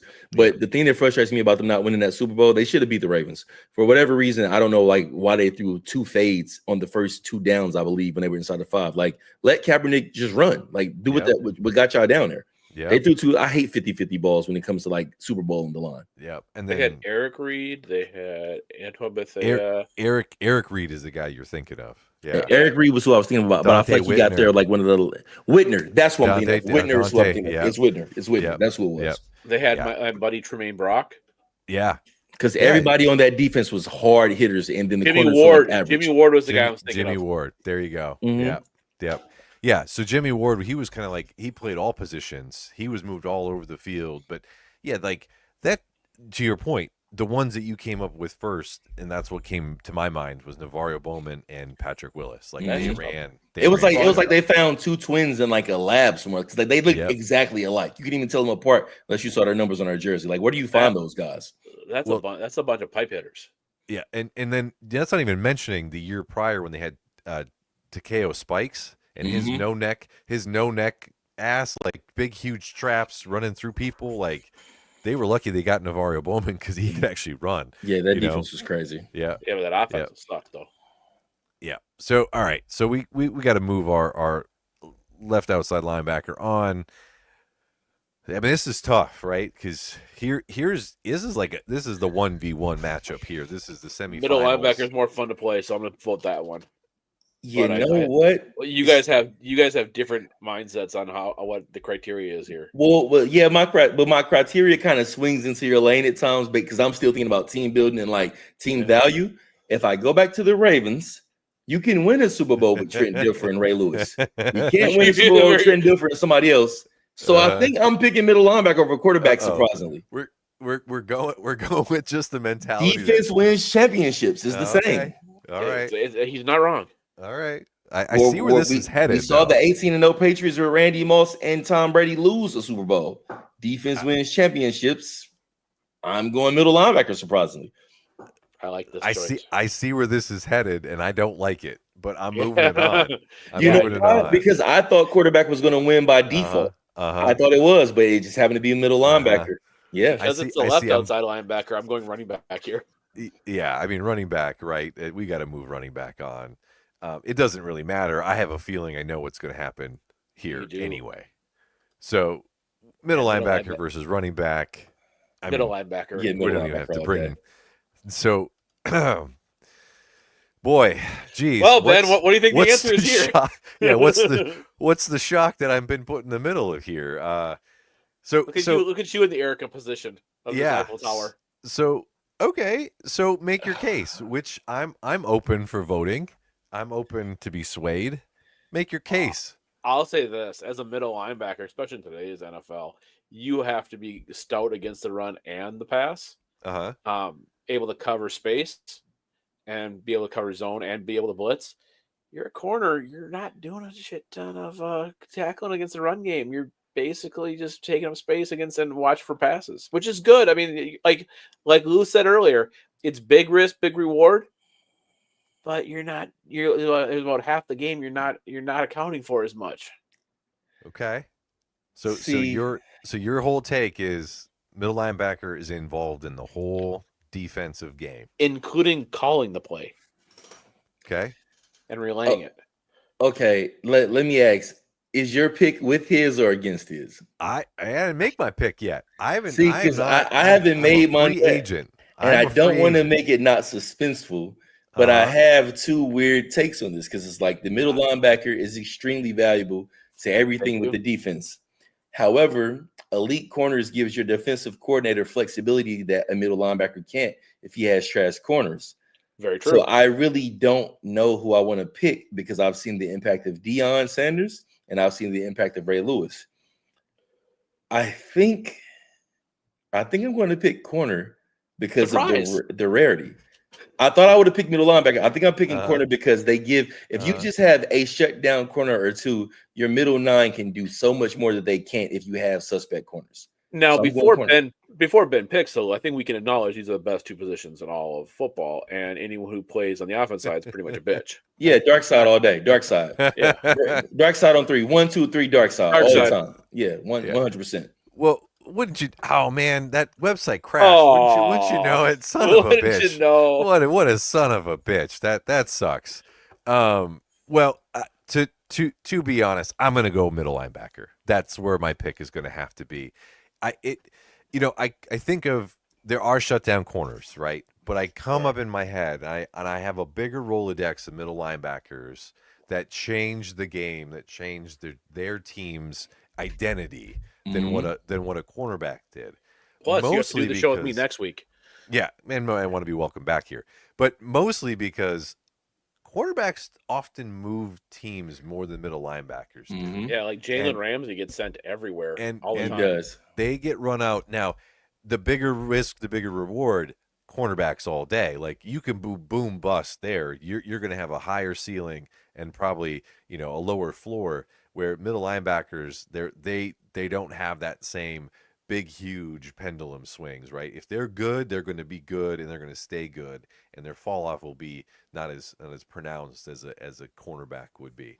Yeah. So, I'm going to have to go with that. But when you fall off at corner, you can always move the safety too. And the only problem about playing middle linebacker and being elite is if Yeah. you're elite, your likelihood to get injured is higher, because if you're elite, you're probably very Yeah. physical, and that means you're That's- going to hit a lot. That's where I That's was true. really thankful I was not very elite. Yeah, you didn't get hit by Marion the Barbarian too often there. You Man. were I saying. did. Yeah. Oh, you did. You actually hung on for dear life. Yeah, it was Maroney I got the fuck out of the way of. Uh-huh. Yeah. Barber would hunt you down. Like you could let him go through, lay him on purpose, and he would just turn and hit you just for fun. I met up with Super Lee this fall. He took me to a Gopher game. I got a chance to meet Lawrence Maroney. That dude is still at like 38, 39 years old, Mhm. yoked. I mean, he is a solid, big. I don't want to be hit with him now. I wouldn't want to see what he would look like at 21, 22, Yeah. running through full speed. Like, there's not a chance I'd want to try to tackle that. No way. Tackling He big was running the- backs did suck at times. Yeah. He was the fastest individual I've ever seen, and then plus he was not the smallest. And then you have guys like Ron Dane. It's like this is just. No, I'm no gonna start bueno. studying a I lot haven't harder. heard- That's a and name I haven't heard in a long time. Yeah, that was trying to tackle him was obnoxious. What was he, Tyrone Wheatley. 265 when he played, 270. Yeah. Right. I didn't weigh him, but I watched him running all the fuck all over us. So one more question here for you, Lou, before we wrap up the stream. Ox asks, Lou, on a scale of 1 to 10, how much do you miss bratwursts? So this is the funny thing about you. I just had this conversation about it like a week ago. I was like, the only food that I didn't know of or didn't fuck with before I got to Wisconsin was bratwurst. And then on occasion, I still buy them and put them in my air fryer. Like, I'm eating clean. You saying that would trigger me to go around the corner to my grocery store and get some bratwurst with Sweet Baby Ray's barbecue sauce in the air fryer. Hit That it. bratwursts are fire. You don't get a cheddar wurst? Be No, Wisconsin? beer brat. Oh. Yeah. Beer All right, brat here- or original. On a scale of 1 to 10, what do you give Demi Lovato here? I'm going to give her. Ignore the fat ass guy next to her. No, I'm gonna give her like a 7.5 because she's pretty in the face, and I got a thing for like Latinas or Latina favoring, but I just don't see no cheeks. I don't see no meat on those bones. You know, Yeah. I'll say this: she was pretty thick, actually. She was Oh yeah, kind of hard to hide from the coat. I'm gonna give it 7.5.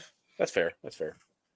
Well, Lou, we appreciate you coming on, educating us as you did about all the things content creation, competitive gaming, fighting gaming, and what you've got going on in your world. You are obviously welcome back at any point you ever want to do this again. We would obviously welcome you back. Happy to have you. We're happy to promote your stream. I know we don't have a lot of subscribers to promote to, but hey, we would shamelessly, help promote your stuff, share your streams, those sorts of things. So happy to have you on, my man. Welcome back anytime. No, man, this was great. This was super fun. The vibes was really interesting, and also like the questions that you asked in regards to guys who don't really keep up with gaming. Like you asked some things I've never been asked to make me like really be insightful about it. That kind of came to mind. It was like nice new ways to view gaming and content creation. So I had a ton of fun, bro. I really appreciate y'all having me on. We like to think of ourselves as the modern day philosophers, and probably the average person thinker. So, if there's a question that someone not deep in the topic was going to ask you, it's probably gonna be us because we're not deep into many topics. Nah, I mean, but the questions were very, very elaborate and insightful. Where you asked me things that like nobody's ever asked before, and I've like kind of interviewed others as well. And it's like just how flawlessly and like easily you just come up with like questions about this particular area while not being well versed in it is like actually pretty dope because it made me think about some things I never considered before myself. Oh, thank you.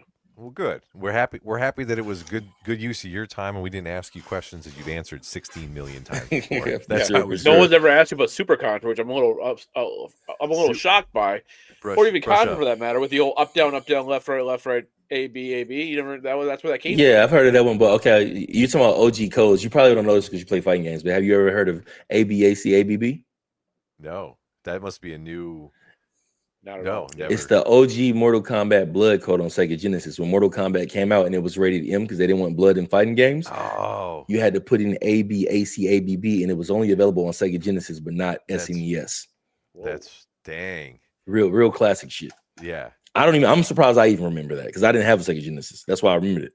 I still have one, and I play every now and then. I play some NHL PA 93 or some Hardball, Hardball. I think it's Hardball 3. I play on there. So. Mm-hmm. Well, you're gonna have to find a Mortal Kombat and get Mortal Kombat 1 and put in that code and get the old blood. It's just red and pixelated. I'll have to hit you up again, or I'll have to like replay this episode and find that code again because there's a bunch of ABAC BBA. It's simple. ABAC ABB. Sega Genesis controller. ABAC ABB. There you go. The code sounds similar. Me remembering it's the hard part. Well, it's a good thing this is good thing this is recorded and will be on our YouTube for later viewing. But on that note, do a short, please. Yeah. On that note, we're going to shut this stream down. Thank you all for joining in live. Thank you all for watching, commenting, subscribing, all of the above, and thank you very much for those of you who are going to listen whenever it's convenient for you on your time. But Super Lee, what do we say to the people that don't listen? Go fuck yourself. If you're not going to listen to us, go fuck yourself. Perfect. And on that note, we're going to shut it down. We'll be back same time next week, next Friday, 9 p.m. Eastern, for another show. We'll see you all on the flip side. Much love, y'all.